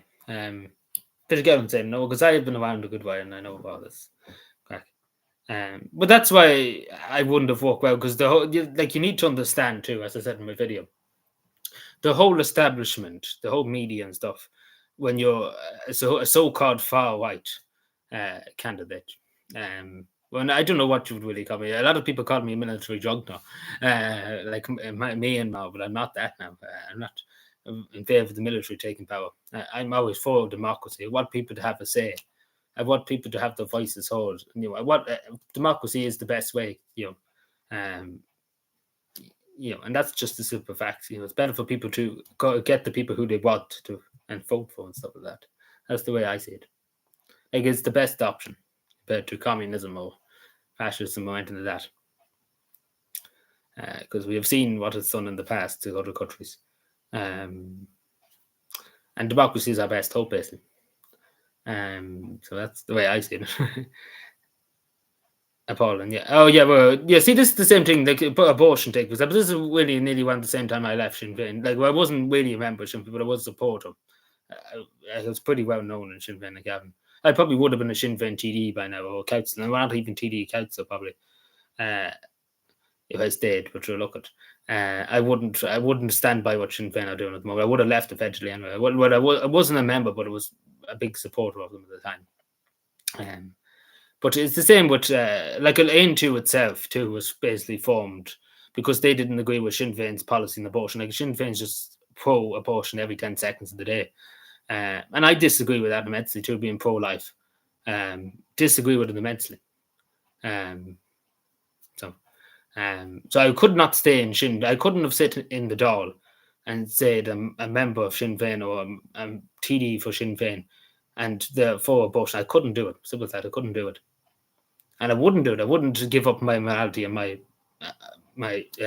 hard beliefs, I suppose we would call it, my inner soul, I suppose. I wouldn't give up that just for a few bob for being a TD and just good boy stars in Sinn Féin's book. I wouldn't do it. So what's that? Not for any party. That's why I'm here as an independent. If I was going to one, I'd be here as an independent because it is literally the best course of action for anybody. You know the answer. You know.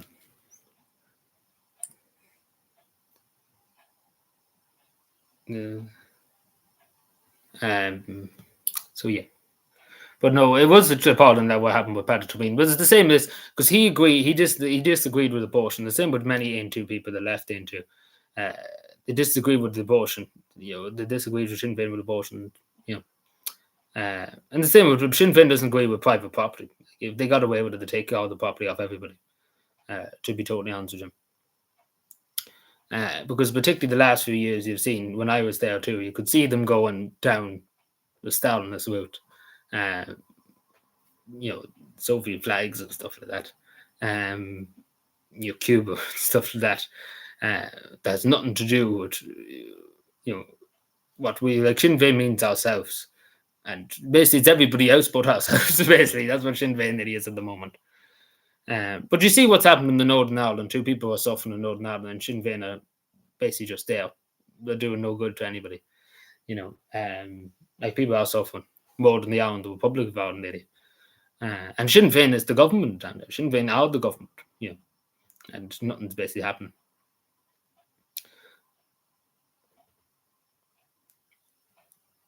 Like, and especially, no, I never blame myself for it. Like, that's why, I left. Like, I would have probably become a member eventually, but as I say, I probably would have been higher up by now if I stayed on. If I just nodded my head and said nothing, I would have been probably a member. But again, I couldn't sit there and say nothing. I have my morality, and that's the thing politicians don't have. when you see the few bob you get from a check as a TD or councillor, and you're part of a party and you're getting up the ranks, you're getting there, or you're getting up to the hill of a councillor, or all that, your morality quickly slips, because money talks and positions in parties and stuff. As an independent, you have no positions in any party, so you won't get a big head on you, and you won't be up your own backside, basically, because you're basically there, and that's about it. You could be a hero of a local electorate area, but at the end of the day, you won't get up to the leadership of a party or anything like that, so you won't be blindsided, basically. So you could focus on the issues. And that's another thing that I take from Sandra Wayne, that people are too focused on the person. They are far too focused on the person. People are not focused enough on the issues. We're too busy talking about this, that, and the other, and we should be focused on doing something instead of just sitting there talking about things. I couldn't just sit there in a political party and just sit there and say what we're going to do and spend hundreds of hours sitting there talking about it. Like, I would be just take action, do it, and get it done. Like, I do agree with her on that, because it's far too much iffy about who this person, that person. If they do their job and they do it right, who cares if they're from Timbuktu? Who cares if they're, I don't know, a Marsh? As long as they're effective in their job and they do the right thing, who cares really?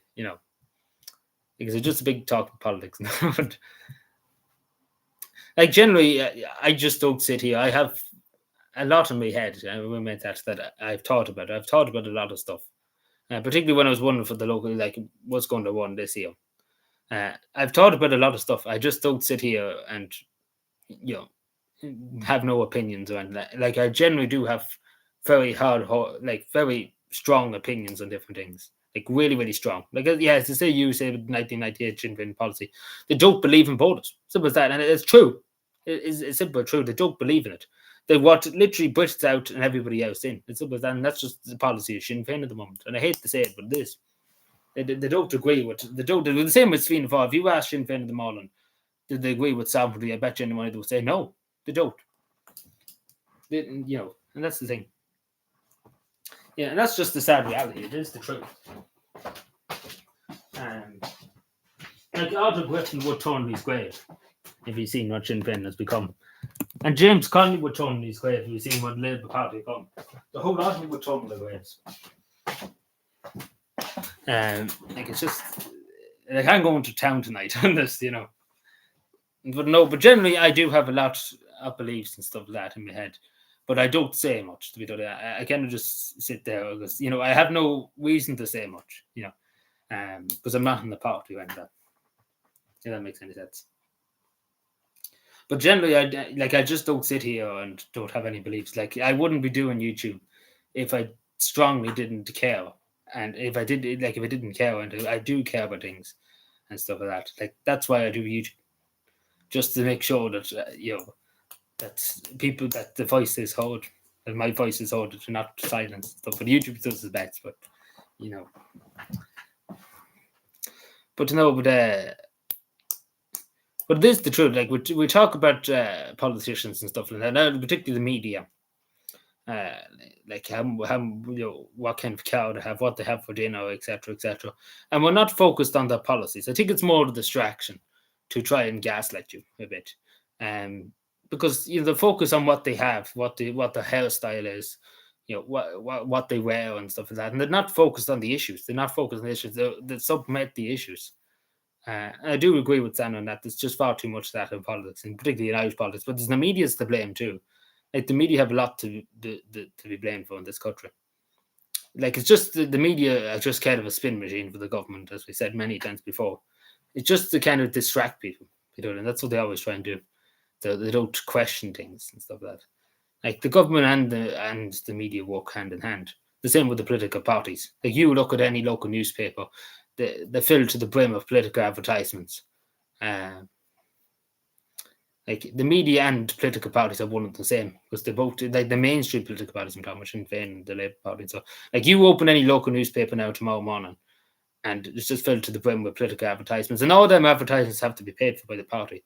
So why would a local newspaper question political parties and stuff like that? Like, that's another thing too. But again, I think I just don't. I know people say I'm dyslexic and stuff, and I have a bit of autism, but I generally do think about things. I hope people know that I just generally don't sit here and don't have strong beliefs. If I do, yeah, it completely depends on government subsidies. That's what I'm saying. But not even that. If you go to your local newspaper tomorrow and say it's like here as the Anglo South take out. Like if I open the Anglo South now tomorrow morning, the first thing I see, Fianna Fáil ads, Sinn Féin ads about this politician, that politician, the other politician, the other and they have to pay a few bob for every word they have to put in the pay so much, and then the government subsidizes. So why would they bite the hand that feeds them? It's the same with OT. You know, and this is why political society too, because it's all kind of a big game. And we see this in the World Economic Forum and stuff like that. It's all about controlling the opposition. Like Sinn Féin are really just technically nearly the government too at the same stage. Like they're all in the same bed. To be totally honest. Like it's all about controlling the opposition. Like so, no opposition does otherwise. Like you see it all the time with these protests too, that are rising across the country. Somebody's put in to cause a distraction, cause a change, try and stop it. It happens all the time. It's all about problem reaction with solution, I suppose you would call it. Just try to shut people up, shut it down as quick as possible, and the media play a hand in it too. I can go into a lot more details, but I probably shouldn't, because YouTube, the top police are around. I forgot to say, because they'd be definitely in tonight if they heard me saying these kind of things.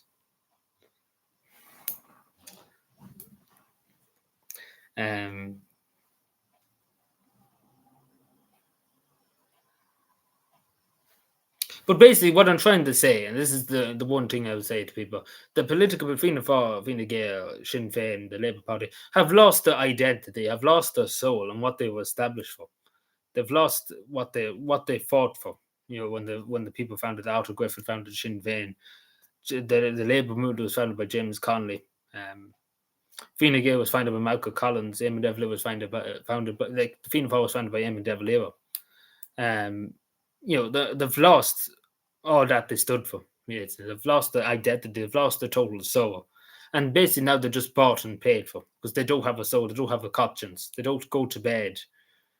They can sleep. They can sleep perfectly because they don't have a conscience, and that's as simple as that. Like they simply do. The political parties, they don't have a conscience. Same with the majority of politics, they don't have a conscience.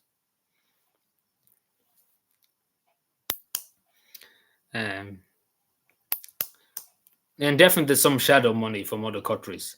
I can't say too much about that, but there's definitely shadow money brought in from other countries to push some agendas and stuff like that. It is happening as we speak. But I don't even know how it got started in this big issue. No, I think it was basically talking about independence and stuff, and that's why I wasn't as tired. But generally, I want people to know I do have strong beliefs and stuff like that. I don't say much, but if I was in the party, I would say a lot. Let's put that way. Because I generally couldn't sit there and just have my hands like this on a desk, listening to whatever the party leader. If I would say it was in Fine Gael, listen to Leo Varadkar talking his dribble about selling us out to the European Union and stuff. I couldn't sit there in a Fine Gael meeting and listen to that dribble. And not even that too. Like talking about Fine Gael, just another example. Like they used to be known as the Farmers' Party. What are they doing to the farmers now? They're fucking them over us up in fields, along with the Green Party. They're just going along with the agenda for the United Nations, the UN, and stuff like that. That's what's happening. Nice forehead, thank you.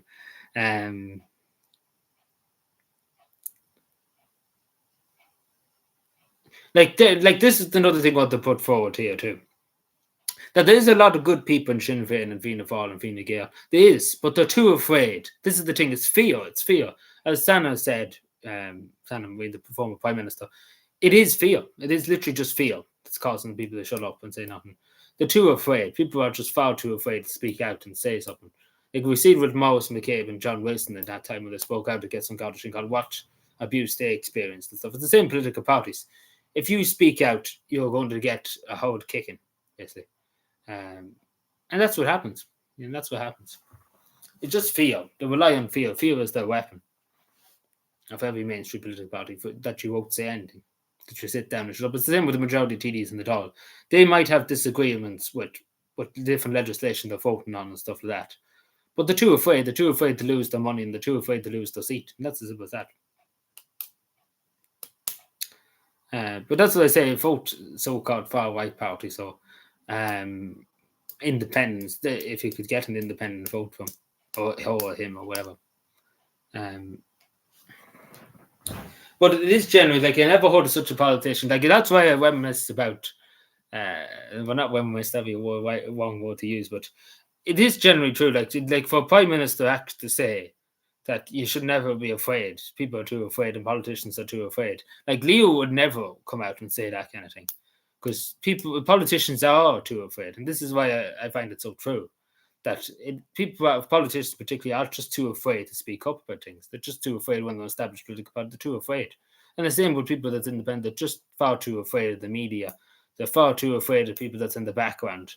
They're far too afraid of what could happen.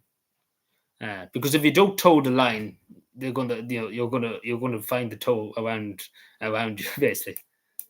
Like we see the two Fianna Fáil councillors in Galway, a perfect example. The Fianna Fáil party are crying, like they're up in arms about it. Like their career is literally over, but they don't care. They're not going to apologise. They believe what they believe, and they're not going to listen to be lectured by Fianna Fáil, and they have every right to.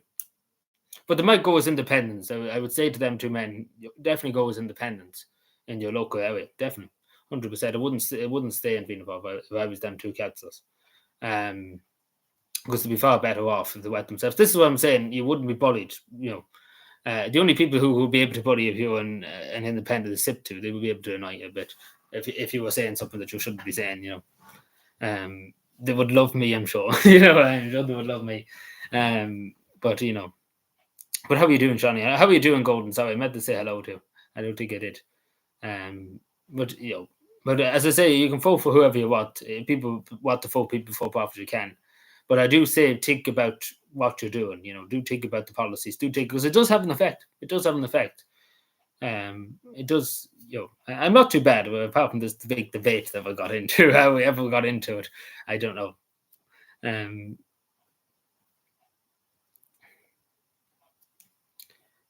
But yeah, no. The biggest thing people have to, like, politicians and stuff, is fear. It's just fear. It's just extreme fear. Because the media basically are the government, too, along with it. And if you, like, them two councils were shredded in the media for, it shouldn't have happened. What happened in Galway, obviously the place being burned down, that shouldn't have happened. That's against the law, burning up and down. That's awesome. But at the end of the day, them two councils were entitled to have their opinion, and it was just all because they didn't want people to be put into that place, and that's just as simple as that. And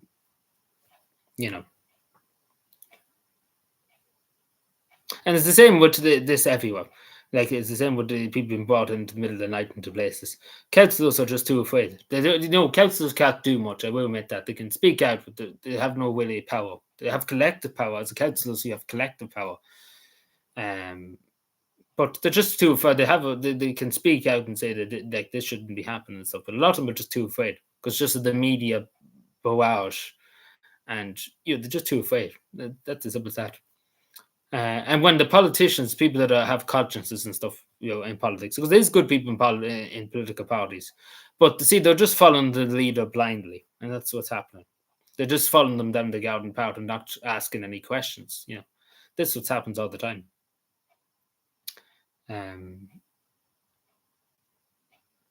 Because how you have a function in a political party is if it's transparent, if you could ask questions, and you won't be demonized and stuff like that.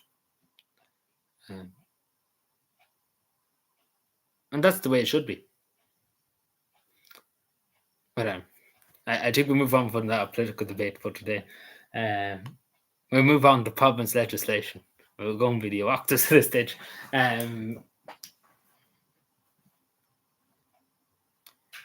So 1 second.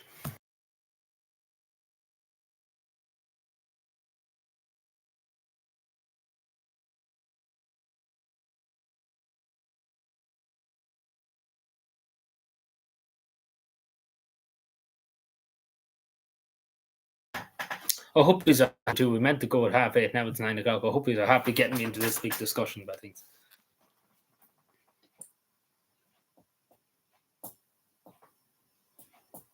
What's with all the Irish flags? It's not St. Patrick's Day yet. But this is another thing too. I've said before. Politicians are too ashamed of their country. They're too ashamed to be patriotic. They're just far too afraid of that. Like they're too afraid. Like they're absolutely terrified to put an Irish flag up outside council offices and stuff. They're just far too afraid.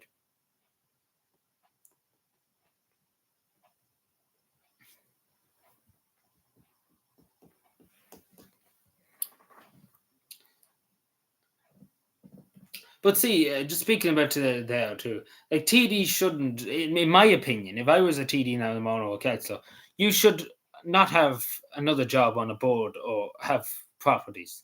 That's the simple. You shouldn't have that because we see at the moment with all the TDs at the moment, they're all landlords. Like literally, the majority are landlords, and they have properties here, there, and everywhere. Stephen Donnelly is a perfect example in Fianna Fáil. He has properties that he didn't put down. He is supposed to put down what's your interests. Do you have outside interests and stuff like that? And they don't put it down because they don't want to pay tax. They don't want to put it down that they own it. And they shouldn't really have any. They should really not have any properties for that because that's happening far too often with politicians. And see, it goes back to, I said many times before, money's the biggest evil in the world. It all goes back to one thing: greed. That's what it is. People the politicians nowadays are just want more. They always want more. They don't want what they can do for you. They want what they can do for themselves to get more money, to get more stuff, to get more out. It's not what they can do for you. It's what they can do for themselves, basically. That's what politics is basically all about. It's not for the good of the country, good of the people, good of the nation. It's for what they want, And at the end of the day, that's what matters to them, what they want. It's not a sense of patriotism or anything that a lot of these people put them forward. It's just all about that silver money. It's silver dollar. Exactly. So it's just the good of all even. And that's what corrupts political parties too. We see with Bertie Ahern and stuff. It's money. It's just money. It's pure greed. Just greed. And that's a very bad thing in a person. It's greed. You should be happy with what you have. So that you shouldn't want more. As particularly when you're a politician, you get enough money as it is. You don't want more in bribes and stuff like that.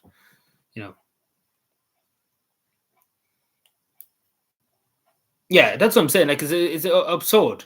As a TD, there should be a rule that you should sign it over to a family relative or anything. But when you're serving as a member of the Oireachtas, both Dáil or Shannon, or even as a local councillor, you should sign it off to one of your family members. You shouldn't have anything outside your allowances what you get as a councillor or TD. Simple as that. I know that might be a bit controversial, but what the carry on that's going on at the moment, with them not putting it down and stuff like that, it shouldn't be allowed. Simple as that.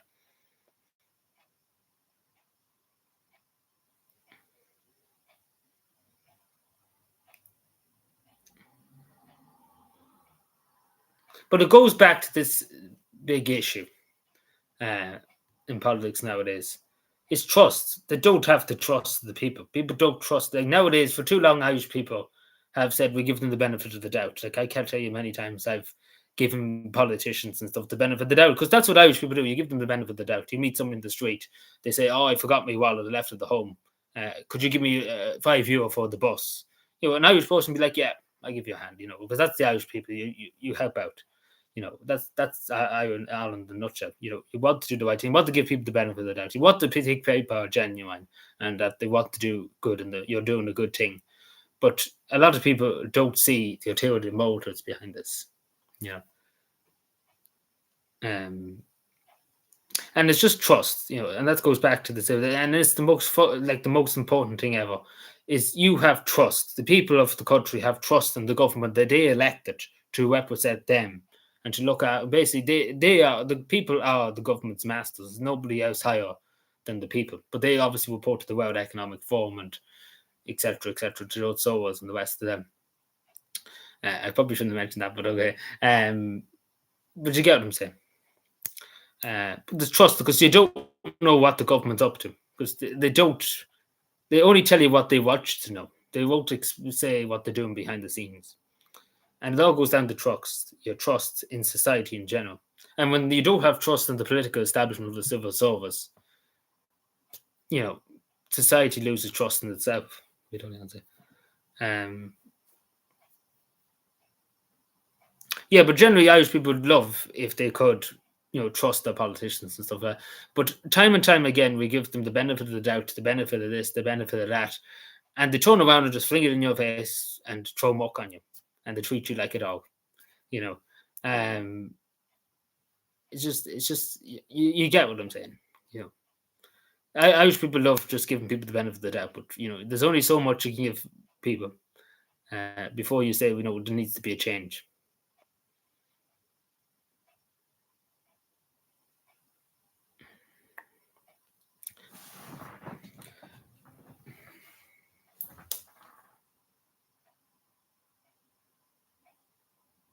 Yeah, well, obviously I would never do something like that, but um, but you get what I'm saying.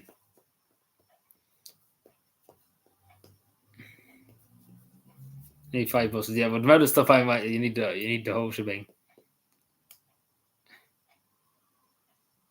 Yeah, that's what I'm saying.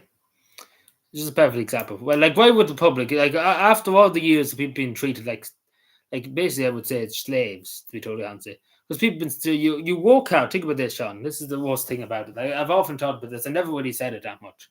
Like I do, I just don't sit here and say nothing when I'm sitting here in the evenings and stuff, just looking at the camera. So I'm thinking about stuff in my head. You might not take it, but I'm thinking about all this stuff.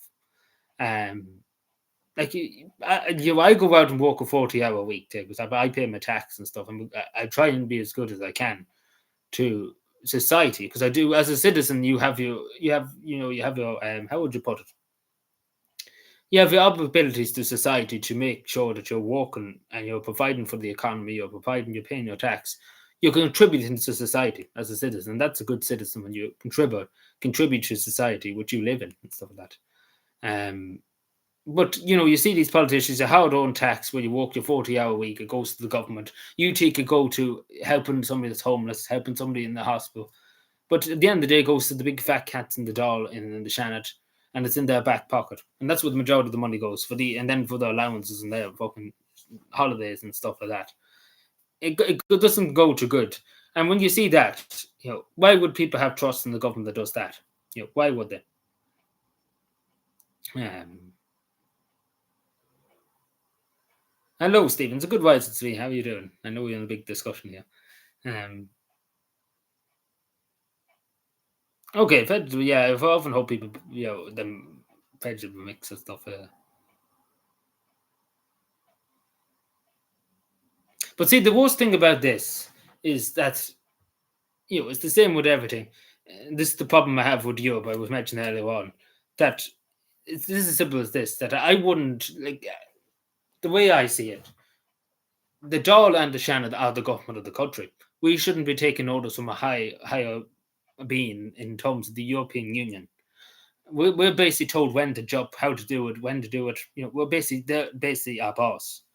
And then there's people over the European Union that are in the shadows that are not elected. At least the people in the European Union are elected, so they say, some of them. Ursula von der Leyen was never. I never voted for her, but democracy, freedom, etc. But there's people in the shadows. We say about the World Economic. Klaus Schwab. I don't think I ever elected him. I never seen him on the ballot paper. Did you? And he's able to have such a big influence on the World Economic Forum, and the government all jump around to his orders, go off to Davos, have a big discussion on the private jets and the talk of climate change, 500 jets turned up and stuff like that. You get what I'm saying?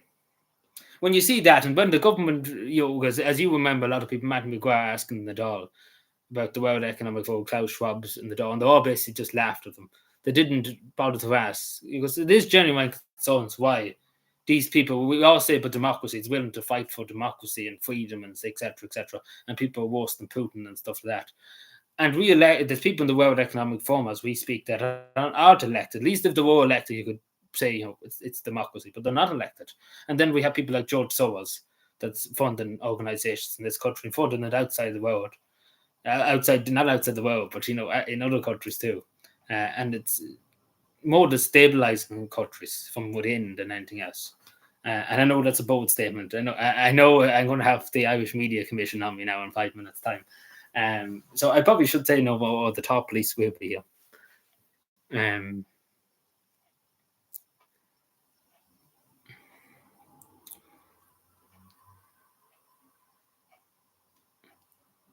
You can take, yeah, I can take, of course. Like this is the thing nowadays. People just, yeah, I said about dabs, yeah, but people don't take nowadays. They don't take. A lot of people don't take. They think that when you hear your the Irish government, your government and stuff like that, that they're pro you. They want to look after you, but at the end of the day, they're only out to look after themselves and who they serve. Um, and that's just the straight facts. Follow I talk tonight, isn't it? But no, you know, like generally, I could say a lot more, but you're not allowed to, unfortunately. It's 1930s. Like I don't know who voted first of all. Did anybody here vote? Because I generally didn't vote for. Like at least if you had somebody that you voted for, you could. But it's not the fact to the European Union and stuff like that. That they're just seem to be anti everything. Like they're against farming, they're against this, they're against that. They're no good basically for anyone. European Union. Like we see ourselves, we sold away nearly all of our country. This our fisheries and everything. We basically sold them down the lake, down the river. No pun intended. But our fisheries, our mine, and everything that we had, all our natural resources, we just sold it off like they were nothing. And that's the thing. Yeah, we had a good bit of snow. Yeah, we had a good bit of snow, about 5 inches or so. It was a good bit. We wouldn't expect that now, but it was good while it lasted, I suppose. But yeah. But generally, the most important thing I say to people is always question stuff that your government says, and particularly when they say, as I said in my video the other day, when they say it's for the good of the country and it's for the good of the citizens, the good for the next generation, particularly with the amount of years we have experienced before, you should always question what the government says because they're never totally truthful with you. Like, and this is the thing, you can't trust them. It's simple as you couldn't trust what they tell you. Simple as that. Like, it's honestly couldn't. I love to say here that you could give them the benefit of the doubt, the Irish government, just generally couldn't. Because they generally couldn't lie straight in bed, if you don't answer. And I wouldn't mind, but many people, including myself, have given politicians and stuff up the amount of times to prove themselves. And to say, maybe they're making mistakes and stuff like that. But it comes to a point where you say, you can't give people many mistakes and stuff because they've made too many mistakes to justify giving them any more chances to make any more mistakes,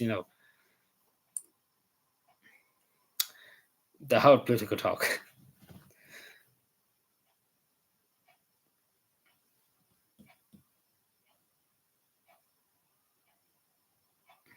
But it's the same with the HSE and stuff like that. These people that are elected. And so I know why Andrew said that to me there. I know about that. But it's the same in RTE too. Why, we go back to this and on trust, because trust is the most basic function of society. If you have trust in the government, and not so much the government have trust in you, but if there's a trust in the society where people can, trust each other to look after each other, because at the end of the day, we are Irish people. We have to look after each other. For the next generation, etc., etc. We shouldn't be going out shooting each other into that. Of course not. But we should be all working together, and there should be consensus to work together, not have things stopping us. But there's stuff in the world that stops us, and it all goes down to that word trust and transparency, etc., etc. And OT, and again, it goes back to OT too. Like, why would you pay a TV license just to be abused? Because at this stage, it goes on to abuse. Paying your TV license and the way they treat you, it's just like it's literally abuse. To throw it back in your face. You're paying your TV license and what they go off and do, and it's the fact that they're all running away now. They have clauses and stuff like that. Just make sure the truth doesn't come out. But because there's definitely stuff. There's dirty laundry and still an OT now. Because definitely been fiddling in elections and stuff like that. In terms of different things, they probably have been funded by different organizations, and they don't want that to get out too. We know by Fox News and stuff like that getting funding and stuff like that. But Fox News those exist now, but definitely there was stuff behind that. Because there's definitely more that they don't want to expose, because there's definitely more dirty laundry than they have. Like definitely 100% to do.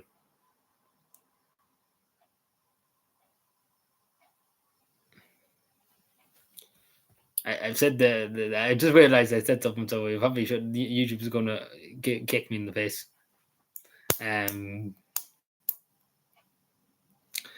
St. Patrick's Day, yeah, there will be one in Kills. Not likely going to be one unless they get together now in the next few days to organise, but not be one in Cavan anyway, like in the town. Like there'll be ones that in Boutrobit and Banyap and stuff like that. But there won't be one in, won't be a main one in the town.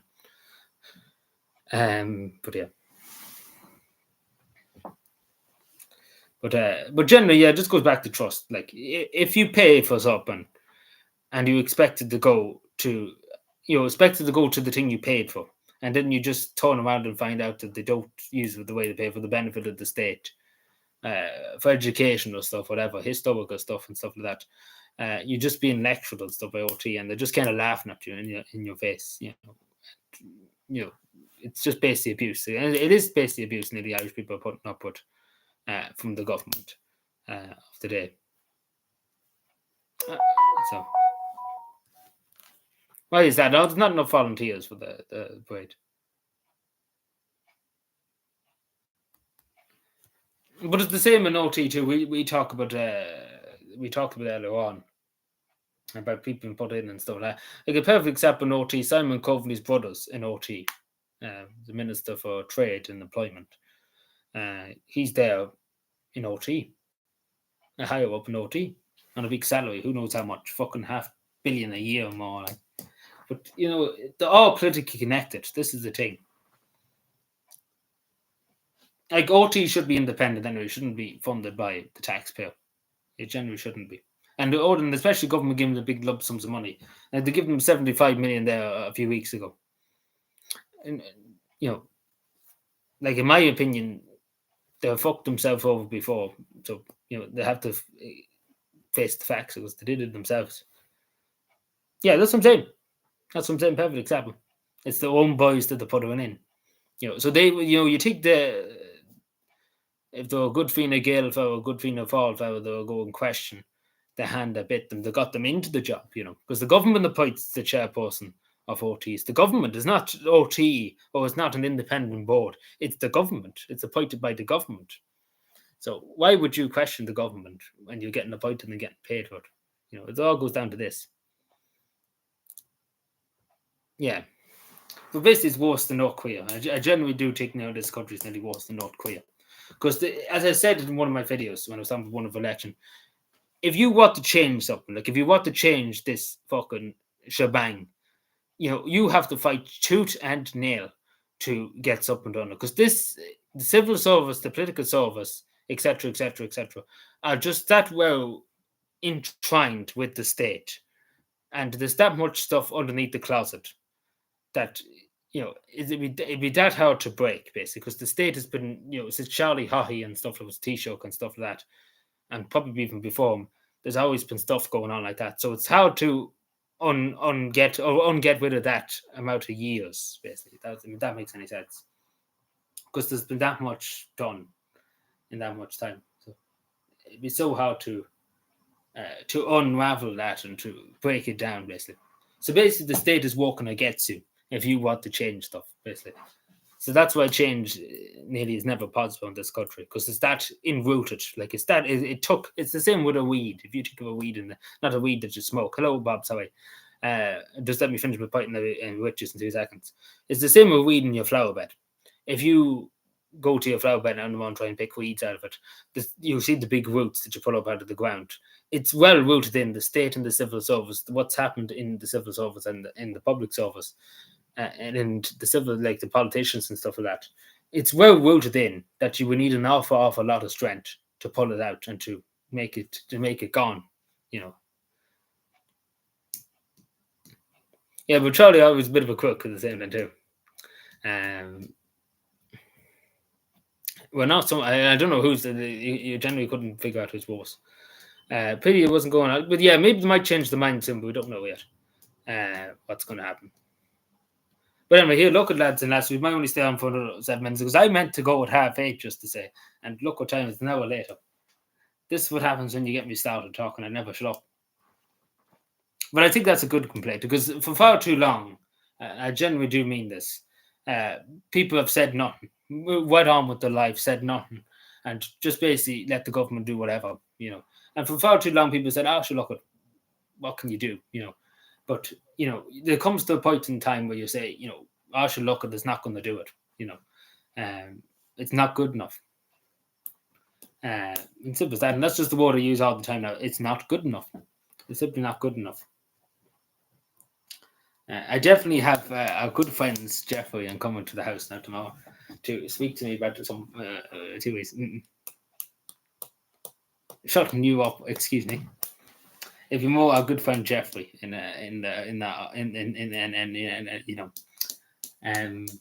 thing, as Joe Biden would say.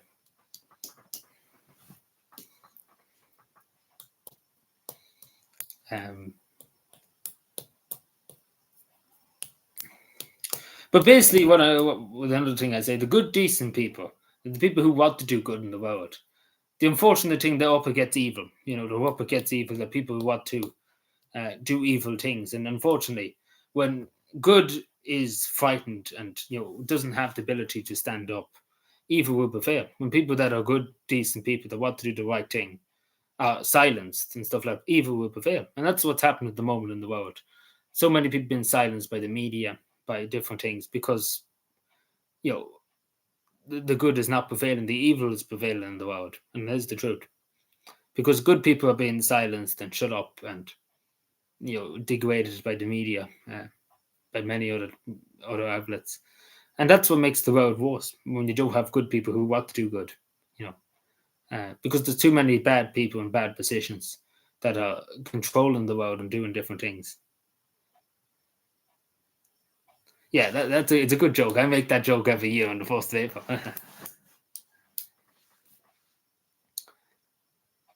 Well, we don't want. We're not that Jeffrey. Another Jeffrey that he's there at the top police in Dublin. He's part of the top police. Everyone only would know him. If you look on Twitter at the moment, he's on every profile, unfortunately.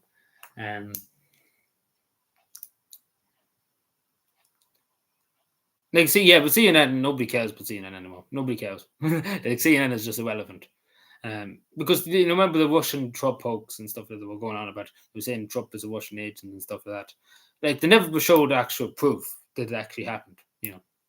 It was always going on like it was the truth and stuff like that. And it was just 24 hours, 7 days a week going on about Donald Trump. Even though the whole world could be on fire, they were still on about Donald Trump. It's basically just a Democrat one news channel. And that's why CNN Plus failed, because people don't want to be lectured. People have enough of the media lecturing people and telling them what to take and when to take and how to do it and when to do it. But that's a bold statement, Sean. YouTube might not agree with you.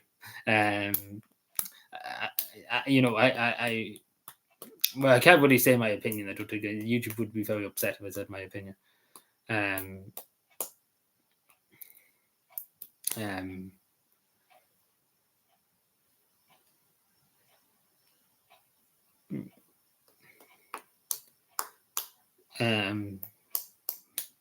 Again, lost thought for a second. What was that?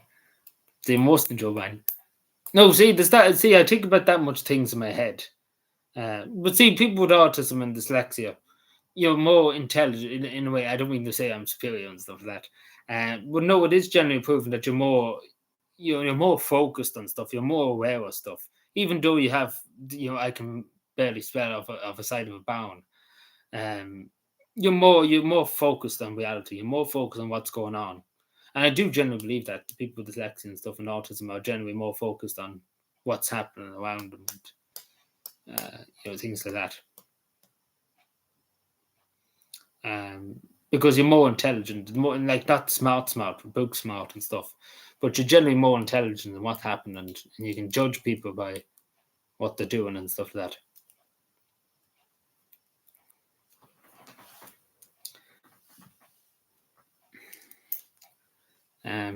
But yeah.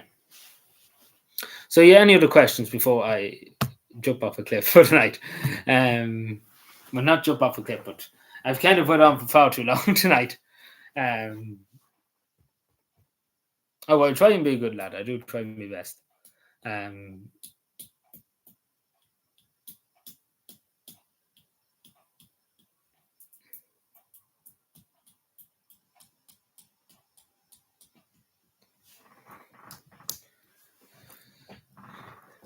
So yeah, long discussions. He's kept me. I meant to go at half. Hey, would you believe? And look at this.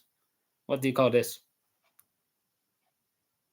Yeah, like I'm able to talk. Like I just keep going and keep going and keep going. I don't shut up. Which is a good thing, I suppose. Yeah, I don't know what my IQ was, but it's not so much IQ. Like it's looking around, seeing the bigger picture, of life and stuff like that. I do think people that actually have a gift that they can do that. They can see the bigger picture, like things that ordinary people can't see. Um,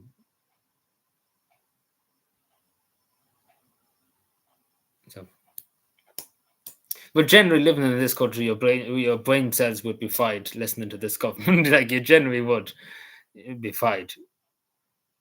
Um, like they generally would. Like honest to God, they would. Imagine listening to him and Ryan. Like think about this: listening to him and Ryan go on and on and on for hours and hours and hours about I don't even got like cows blowing up the planet.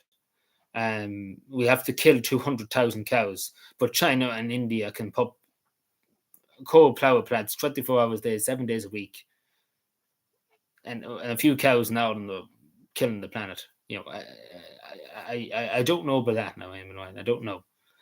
I think maybe we should deal with the coal power plants first, and then maybe we can see about the cows. But definitely, if you have big coal power plants pumping smoke 24 hours a day, 7 days a week into the atmosphere, it's not going well, especially for a billion people in China. They're using coal to power the country. Um,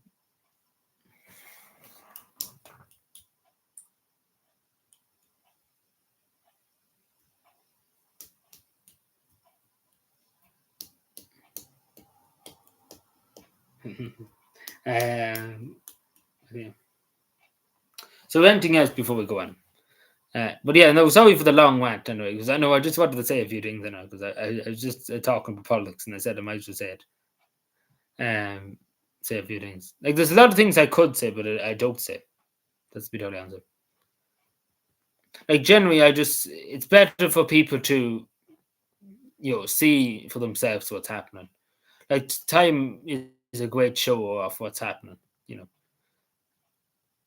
like this is the best part of it all. Like Irish beef that's been produced here, they won't let you nearly sell it here, but they let you sell it to Brazil. Actually, no, sorry, I'm the other way around. So basically, they won't let you have beef here in this country, but they're importing beef from Brazil, isn't it? Isn't it that way? Yeah. Or it's in the wrong way around. In Bethany, no, did they? Yeah, well, they didn't play yesterday because the field was a mess.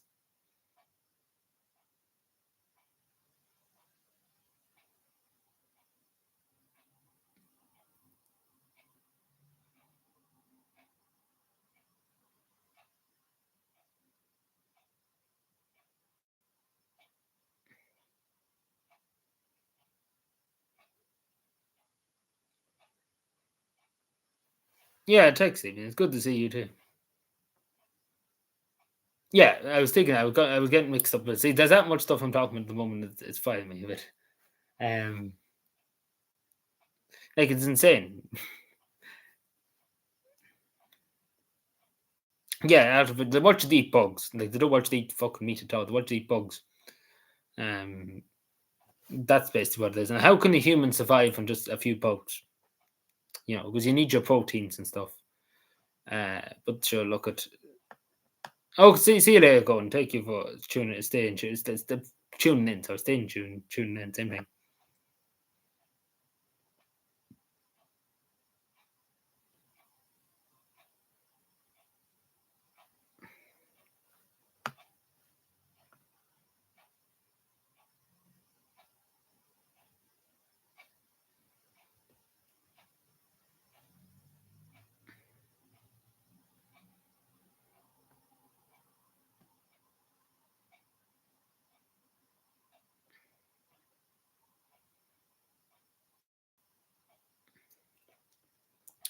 But yeah, so yeah, apologies for the long rant tonight. Anyway, I know a few people are probably sick. Well, I did say probably more than I probably should have. I know a good friend,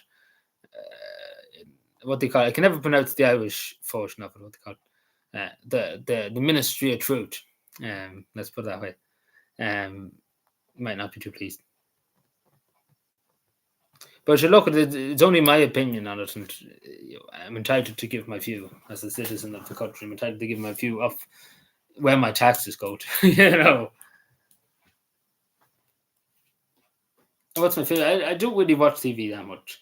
To be totally honest. I never really watch up and exactly, exactly. But I never can pronounce the Irish version of it. So I basically call it the Ministry of Truth because basically it is the Ministry of Truth. Um,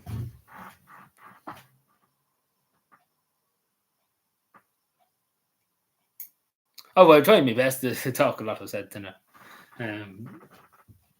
I do my best to do it. Sometimes I don't be talking more sense than some of it.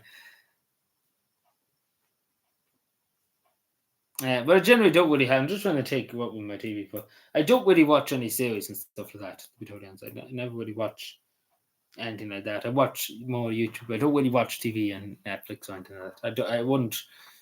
I had Netflix at one stage, but when they done that cutie stuff with the young girls and stuff like that, I wouldn't be seen watching Netflix again because why would you do it when they were basically promoting that kind of dirt to do to young children? Uh, why would you give Netflix that money if they wouldn't do that to young children? Because it's technically child exploitation. It really is, and I could say worse about it, but if you know what I'm talking about. Oh yeah, we know what's going on, especially when it comes to money. We know a lot of the money.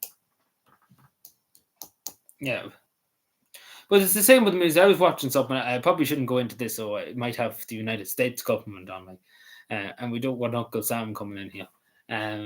But long story short, for videos that include the United States military, take for example, uh, uniforms and stuff like that, there's a whole department within the Department of Defense in the United States of America that is basically to do with Hollywood, to engage with Hollywood, to get movie props and stuff, tanks and stuff. Because they use real tanks from the United States military, aircraft carriers, etc., clothing, like Top Gear and stuff like that. They used American-made military equipment from the United States military of loan. Because there's a department in the Department of Defense that deals with Hollywood and stuff like that. And basically, they show the military in a good light, war and stuff in a good light. They don't show the horrors of war. Like, have you ever seen anything that really shows the desperation of war and doesn't promote, everybody should join the army, we should fund the military industrial complex and stuff? Them movies will never be seen because the military wouldn't give the equipment, wouldn't give anything, because that's the reason why. Because it's not towing the line of the United States government or the United States military or the military industrial complex, and it's of no benefit to them. Like if you ever see a movie with military equipment, United States military equipment, it always says in the end of in the credits, they always take the United States military and the department that deals with Hollywood and stuff like that. So the military obviously is the arm of the government. So basically, the government really makes the movies because they instruct. Because if they don't follow what the military wants from them, they don't get the use their tanks in movie scenes, the military clothing, the helmets and stuff like that. So they do have a big role, the government in making movies and stuff like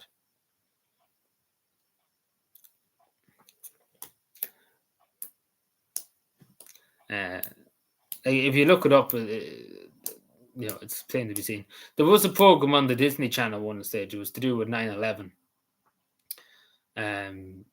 Like this is for kids and stuff. If you look it up, there's a program to do with it. I can say very few of it, but we get what I'm saying. But nothing ever shows, like you haven't seen movies and stuff. They never show the horrors of war, like what it can do to families and what it can do to everybody. Because it's always a glorified victory and stuff like that. It's never shown the true horrors, like people getting their heads blown off at desperate war. But they always show it in glorification. Oh, it's great, and things like that. But at the end of the day, war is basically just it makes money for people, not the only Joe that goes out and sacrifices himself. It's the people in the higher ups that makes the money.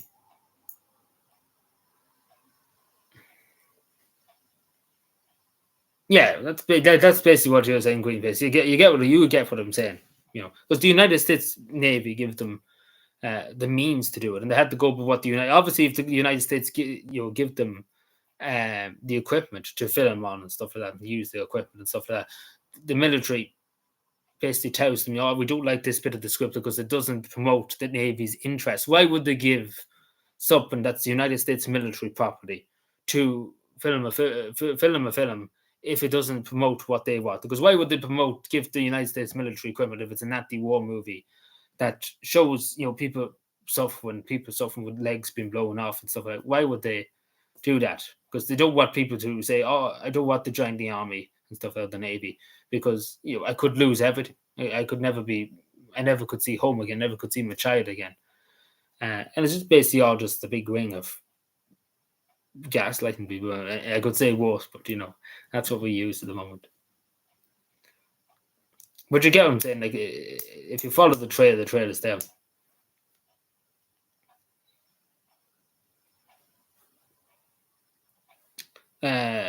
But yeah, no, in Algeria now, there was a good bit of trouble before they gained independence, because the French didn't want to give them independence. It's a long story. I learned a bit about Algeria at that time. But basically, the French didn't want to give it up. It's the same with Indonesia, modern day Vietnam and stuff like that. The French didn't really want to give it. The same with the Dutch after the Second World War. They didn't want to give up the Dutch East Indies and the War of Independence for the Indonesia would call it now. It's a long story. Yeah, it's a witch man's game, but it's not good for the only Joe. It's a witch man's game. But it's not good for the only. But no film ever portrays that. The only film that ever portrays is not the recent All Quiet on the Western Front. It's the old one from the 1930s. If you look that up now tonight, All Quiet on the Western Front, the one from the 1930s was made after the First World War. It really shows the horrors of the First World War from the German perspective, the German Empire. Of young lads that were said, it'd be over by Christmas. The First World War will be over by Christmas. It'd be all honor and glory, and you'll do it for the fatherland and stuff like that. But at the end of the day, all the people that went off to war in that class, take for example, all didn't come back. That's just as simple as that. Like, it's all patriotic and stuff like that, and die for king and country, etc., etc. But at the end of the day, when you get onto the battlefield, it's an entirely different kettle of fish. Brandon Brothers, yeah, we're good. I seen a good bit of that here too. But no, All Quiet in the West, the 1930 version of All Quiet in the Western Front, or the 1930 version. It's in black and white and stuff like that, but definitely watch it if you have a chance. Because it does show really the horrors of war. And there was a BBC, I know we're talking about the British Crown Corporation, but there was a documentary made in 1984. Now, before anybody says it's been 1984, there was a kind of documentary made for the BBC. It was to do with nuclear apocalypse and nuclear weapons and stuff. What do you call it? Well, it escapes me now. But basically, it does show the most accurate what the world could turn into for nuclear war. Saving Private Ryan's good too, but still at the same time, it was what the US military took a role to play in that. But I'm not too sure now. But by the credits of the film, But it's a long story. I recommend looking into it. But the Department of Defense agency that engages with Hollywood, like Hollywood producers and stuff like that.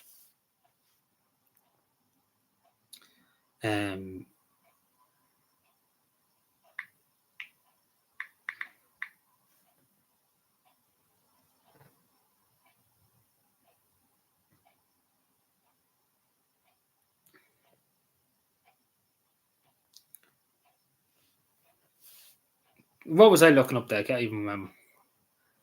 That's the way I'm just said too much. I can't remember what I was saying.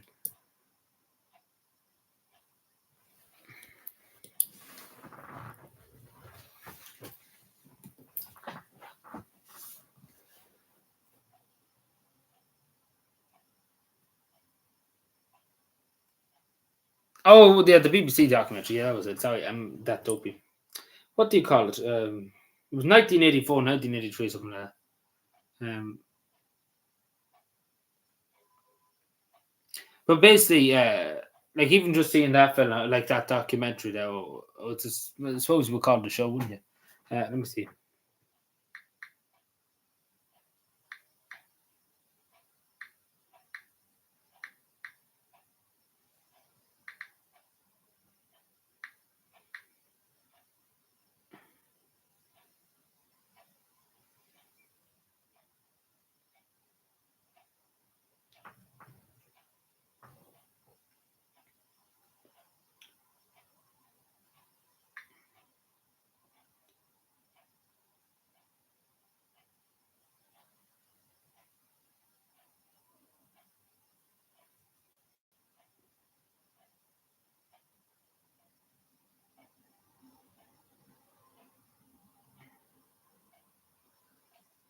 So yeah, it's called Treads. I don't know, did anybody ever hear that? It's 1984. I know before anybody says about 1984 being the modern day 1984.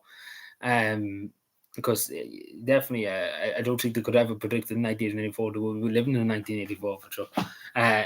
If anybody gets that reference.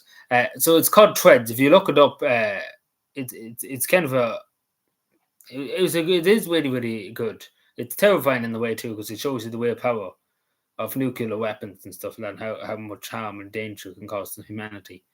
But it really just does predict, the risks involved of war and stuff like that. Modern war, like more than the Second World War and stuff, because there's literally weapons that can kill hundreds of millions of people within five seconds, like literally seconds. They can kill hundreds of millions of people. Um, so basically, war is not good for humanity because yeah. No bother, no, Ryan. Take care. All the best to you, and hopefully she gets out of hospital soon. Uh, we will say a prayer for tonight, of course. Um, yeah, very dark, but it does. And like the thing about the green face, I hate to bring up, and this is quite frightening. I do say to people, if you look it up tonight now, do if you're frightened about these things and stuff, I wouldn't look it up. But it does show the reality of nuclear weapons and stuff like that. Like it is a reality of what can be done if one of them are deployed in any part of the world. Just the extreme harm it can cause, and just the extreme destruction. And basically, it helps nobody, war or anything if that ever happened. It benefits nobody because humanity be gone. And it basically just shows you the risks. And really, any world leader, like Joe Biden or any of the world, even Putin, or even Xi Jinping or any of them in China, should watch this and just look at it. And that might stop them from ever anything that happened. But Mutiny on the Bus was good too, but it was more humor and stuff than the nuclear bomb. I don't think fucking poor Stan and what they call him, the fella that was always after the women, and then fucking the fella, the last of them, what they call him, the Smilo, like the conductor. I don't think they were having nuclear bombs on the buses now. I don't think. But yeah, no, definitely watch Treads. I think Green Phase. You probably have seen it before or something. You've probably seen clips of it and stuff. But yeah, it is pretty dark. So if you're going to look it up, be advised of that now. But it does show the reality of war. Of nuclear war, because like in any war nowadays, if it's a large scale conflict between the world superpowers, it's definitely going to go nuclear, regardless of what it is. Like somebody will fire a nuke, and the other country will fire back, and it's basically nuclear Armageddon. Because their weapons are just far too powerful. As I say, within an instant, you can kill hundreds of millions of people, and they're not even to count the radiation and stuff like that. I didn't see Oppenheimer actually. I didn't see that. Didn't see. I have to go and see it at some stage. Like I have to go and watch it at some stage.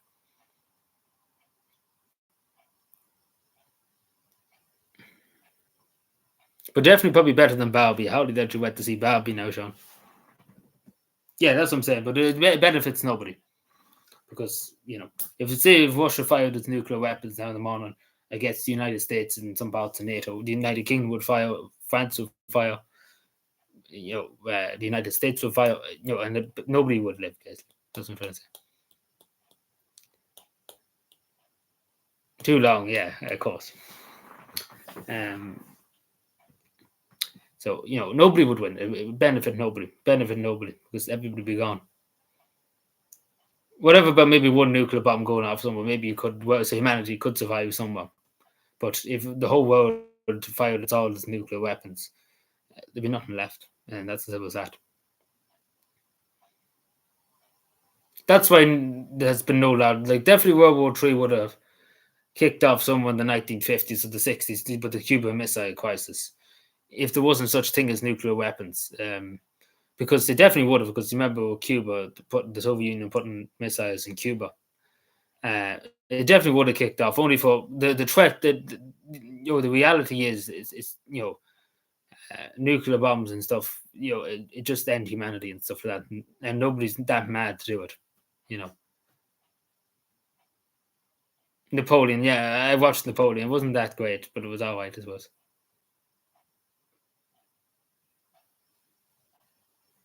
Yeah, no, we're not allowed to mention that. But here, Hawaii has a good few nukes. We have to go in and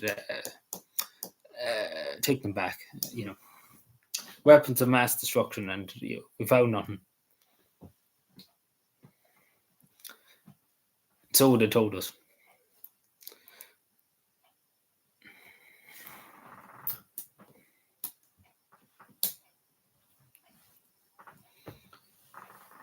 See, the only reason why the United States has never went into Iran, not Iran, Iran, yeah, that they probably do have nuclear weapons. Iran, Iraq probably doesn't because the United States went in and um, set them back a few. Let's put it that way.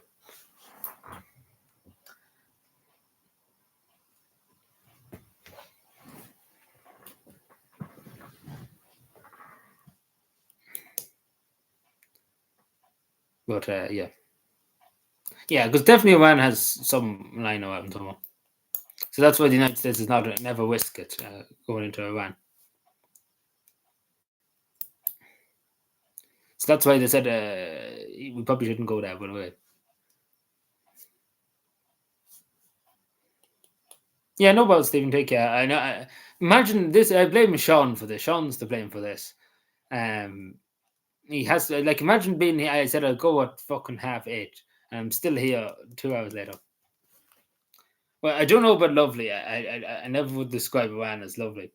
Um, because in general they don't treat women that well, and I don't take fondly to that. In terms of what they did, like even in recent times, they've killed loads of people for not wearing the hijab. They've killed loads of people for that, and people speaking out against and stuff like that. And obviously that's not on. And that shouldn't be on, and it's not acceptable that they do that. I know people say it's their culture and stuff like that, but it's not acceptable. You know.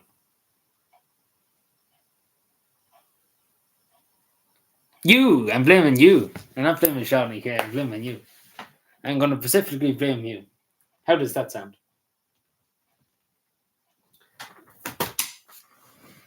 As we speak now, I'm waiting to Minister Norma Foley and saying you kept me up until 10 o'clock on the live stream, and she's going to send you loads of extra homework for you to do Monday morning. She wants it on her desk Monday morning.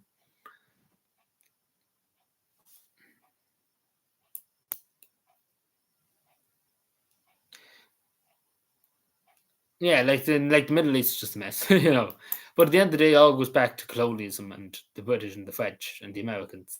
It all goes back to that. That's basically all the root cause of it. And it never was cleared up, and it's all just basically that. It's the same with anything, nearly. It all goes back to that. Like even if you look at Northern Ireland, the troubles and all that was because of United Kingdom owning Northern Ireland, drawing up borders. Yeah, exactly. Like you look at Syria, the Ottomans used to have it before the First World War. Then the Ottomans lost it after they lost the war, and it was given to the French. And then Palestine, obviously Israel, was given to the British. And same with Kuwait and all that were all British territories. And then they were given back. Obviously, when the empire decolonized, they were given back, and the borders were drawn. It was supposed to be a two-state solution, but sure, it's the same with everything. It's the same with Yemen too. It used to be a British colony too, and Oman, and it's that's really the root cause of nearly everything. Same with Cyprus too. It used to be a former British colony. It all goes back to colonies. Like you see the situation in Syria too. The civil war, is still going on in Syria, but it all goes back to colonialism and stuff like that. Like other countries getting into other countries where they shouldn't probably been. They definitely shouldn't have been in a lot of countries. Like not it's the British and the French and the Americans in terms, like the big three powers, I suppose, of the world. Phenomenal.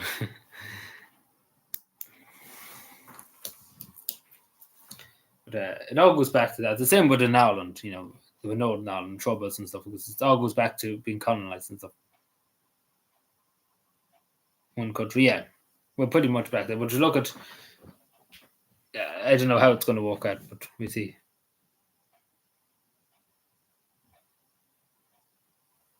Like it's the same in the Congo too. It was a former Belgian territory, and then it gained independence. It broke into a civil war, and long and behold, the Irish troops were sent to peacekeep, and that's what happened to Jabber's. Like that's the biggest kind of thing in an Irish perspective. Was Irish troops were there and sent down. A few Irish troops died because of what happened in the Congo. But it all goes back because the reason why the civil war happened in the first place because the Belgians shouldn't have been there in the first place because all the atrocities committed in the Congo. They shouldn't have ever have got the territory. But not even that. When they should have never. They had no business to be there. The Belgian authorities, the Belgian government, is their land. It's people of the Congo's land.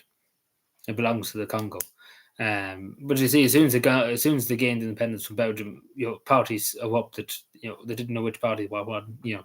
And that's what happened. But it all goes back to the colony. If the Belgians never turned up, they wouldn't have been the Congo Civil War. Maybe they would have been, but you know what I'm saying.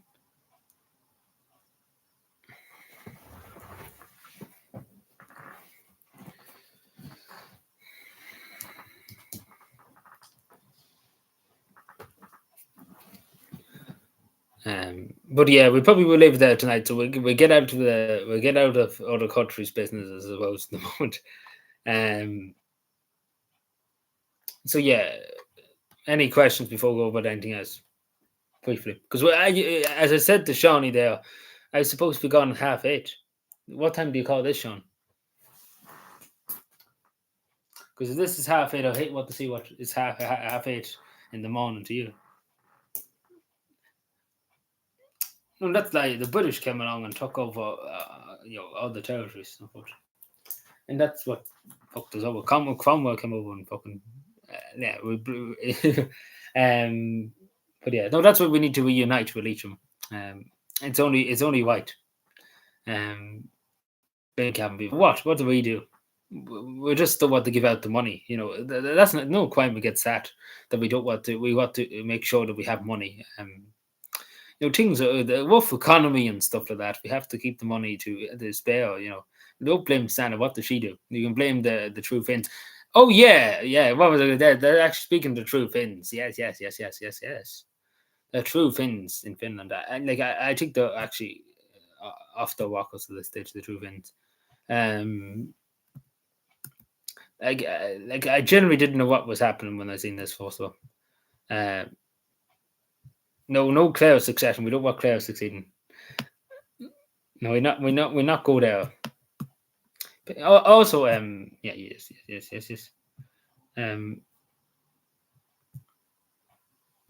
Let me see. I'll show you this. Here.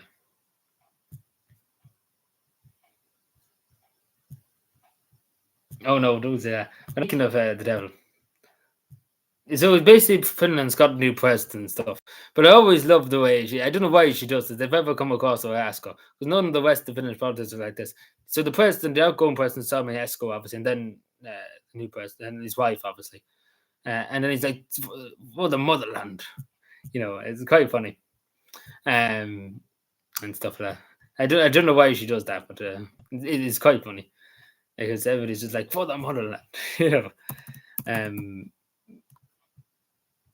It's quite funny, wouldn't you agree?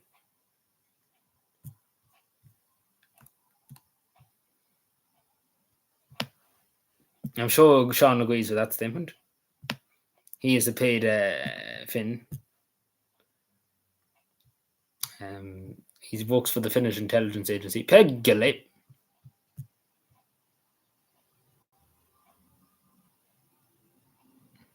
For the motherland. So we look at this. Oh no, not the Sudetenland. We don't want to get involved in that. No, you're going a bit too 1930s. The cameras have a bit down.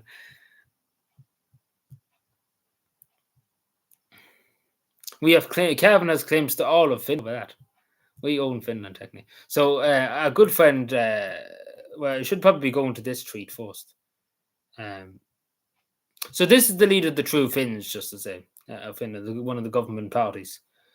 So I don't know what the fuck they're doing. So cutting buds, her face is on the cutting board. Why does she have things with her face on the cutting board? And this is from her official account. It is actually true. The chairperson of the True Finns.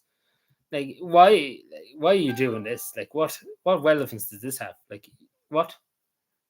Like, you see it here. Like, do you see me? Can see my screen. I think anyway. Yeah. Like what? And then we go to here to like I presume what they're doing. I went to the top of the set of on. So Lai Anderson obviously is the um one of the I can't think of the name of the party, but she's one of the leaders of the party. She's going for president and stuff in Finland.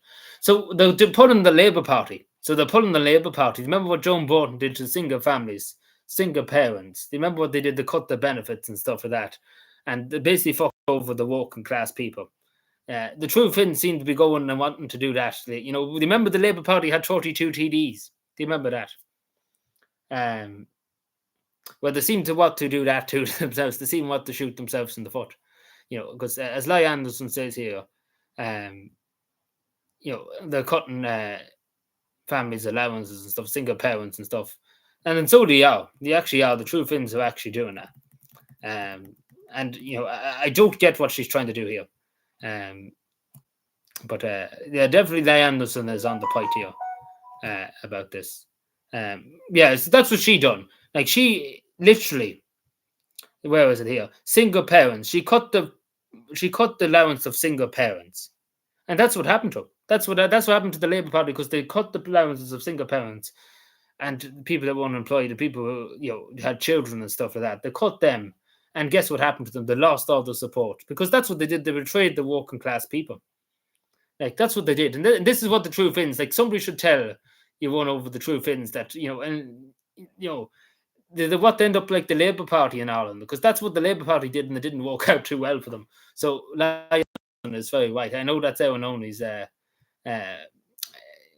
Let's put it this way: she puts a few bob in, helps him out now and again, with a few things. So she's writing that. Every 2 years. Yeah, but she's right. She's right in what she's saying in life. Because it happened here and it didn't turn out too well for the Labour Party. But it's actually strange. Like, it is whole account, and I don't know if they're selling it. But why would you make a chopping board with your face on it? Like, what are you trying to do? What are you actually doing? Like, are you generally trying to annoy people? With your face. But that's why we need Sana back, of course. Sponsored by the SDLP, of course. That's why we need Sana back.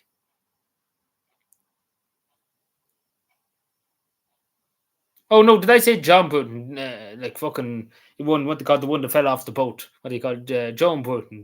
What do you call him? The one that the Irish water one. The Paul Murphy and them absconded on a cow. Yeah. That's what they did. They cut the benefits of single parents, and that's what happened to them. they got fucking annihilated because they betrayed the people they were supposed to represent. Have to write again. She's a private citizen. We're not going to do that. But definitely, they're going the wrong way if they're going to cut that, of single parents. They're not going to do too well. Well, the True Finns are not doing that well at the moment. The SDLP are. They're the third most popular party in Finland, but they've lost a lot of support because, when you come along and start doing this kind of thing, the single parents and stuff, generally the public don't really like that. Generally speaking, if it happened here too, generally people wouldn't be too fond of it. You have a child and you're a single mother, or God forbid what happened to your father, maybe the father of the child could have died, etc., etc.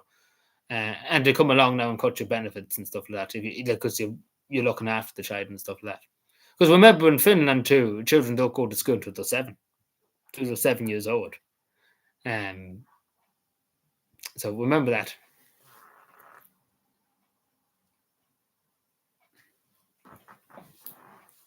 Like, they don't even go to primary school until 7, based on what I'm saying. So, everyone only Swiss bank accounts looking well at the moment.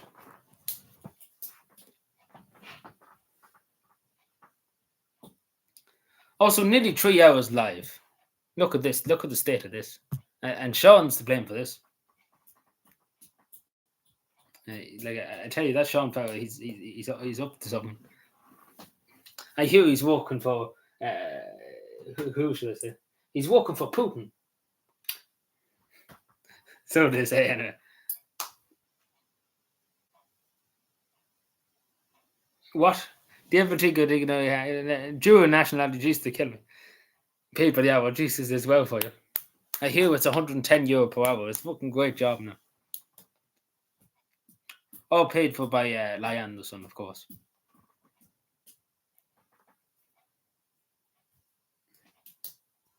Also, do you know what we should do for the shits and giggles? We should, because I listened to the new president's speech in Finland. He mentioned about sovereignty. We have to protect Finland's sovereignty. We probably should go and clip that bit and send it to me on Mountain just to piss him off. Just to piss him off a bit. Because he might be pissed if we did send it to him.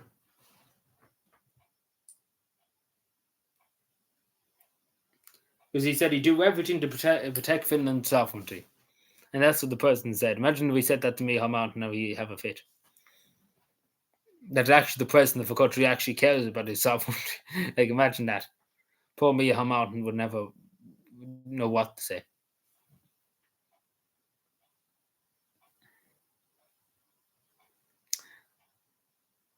I think you're getting a bit ahead of yourself. Anyway, I think we leave there because this Sean fellow's keeping me here. I'm only joking. I'm only joking with you, Sean. Now, don't take me serious. Anyway, I sometimes I'd be joking. Some people do. Sometimes people don't think people think I'm being serious when I'm joking like this. Big choice if you need help. That's literally the 5th time today you said good night, John, and you kept me here. In the game, of course. But anyway. I digress. But anyway, that's the stream for tonight. I know a lot of people probably just fucking saying, about time you shut the fuck up for tonight. It's about time. But anyway, right, we're getting into. Where's the Ministry of Truth when you want it to fact check this? I don't know what can they fact check because it's right there. But anyway, but should look at it. There was often things waiting for the fact check because they never seen it. But anyway, I probably should go because the Ministry of Truth is actually at my door with guns now, and they ought to get rid of me. Thank you. Well, don't come to me door, Jeffrey, please. I don't know what to talk about. It was just Weston. The picture was just Weston my cat before I moved it on. Anyway, thank you very much because the revenue's at my door here too. So I talk to you later.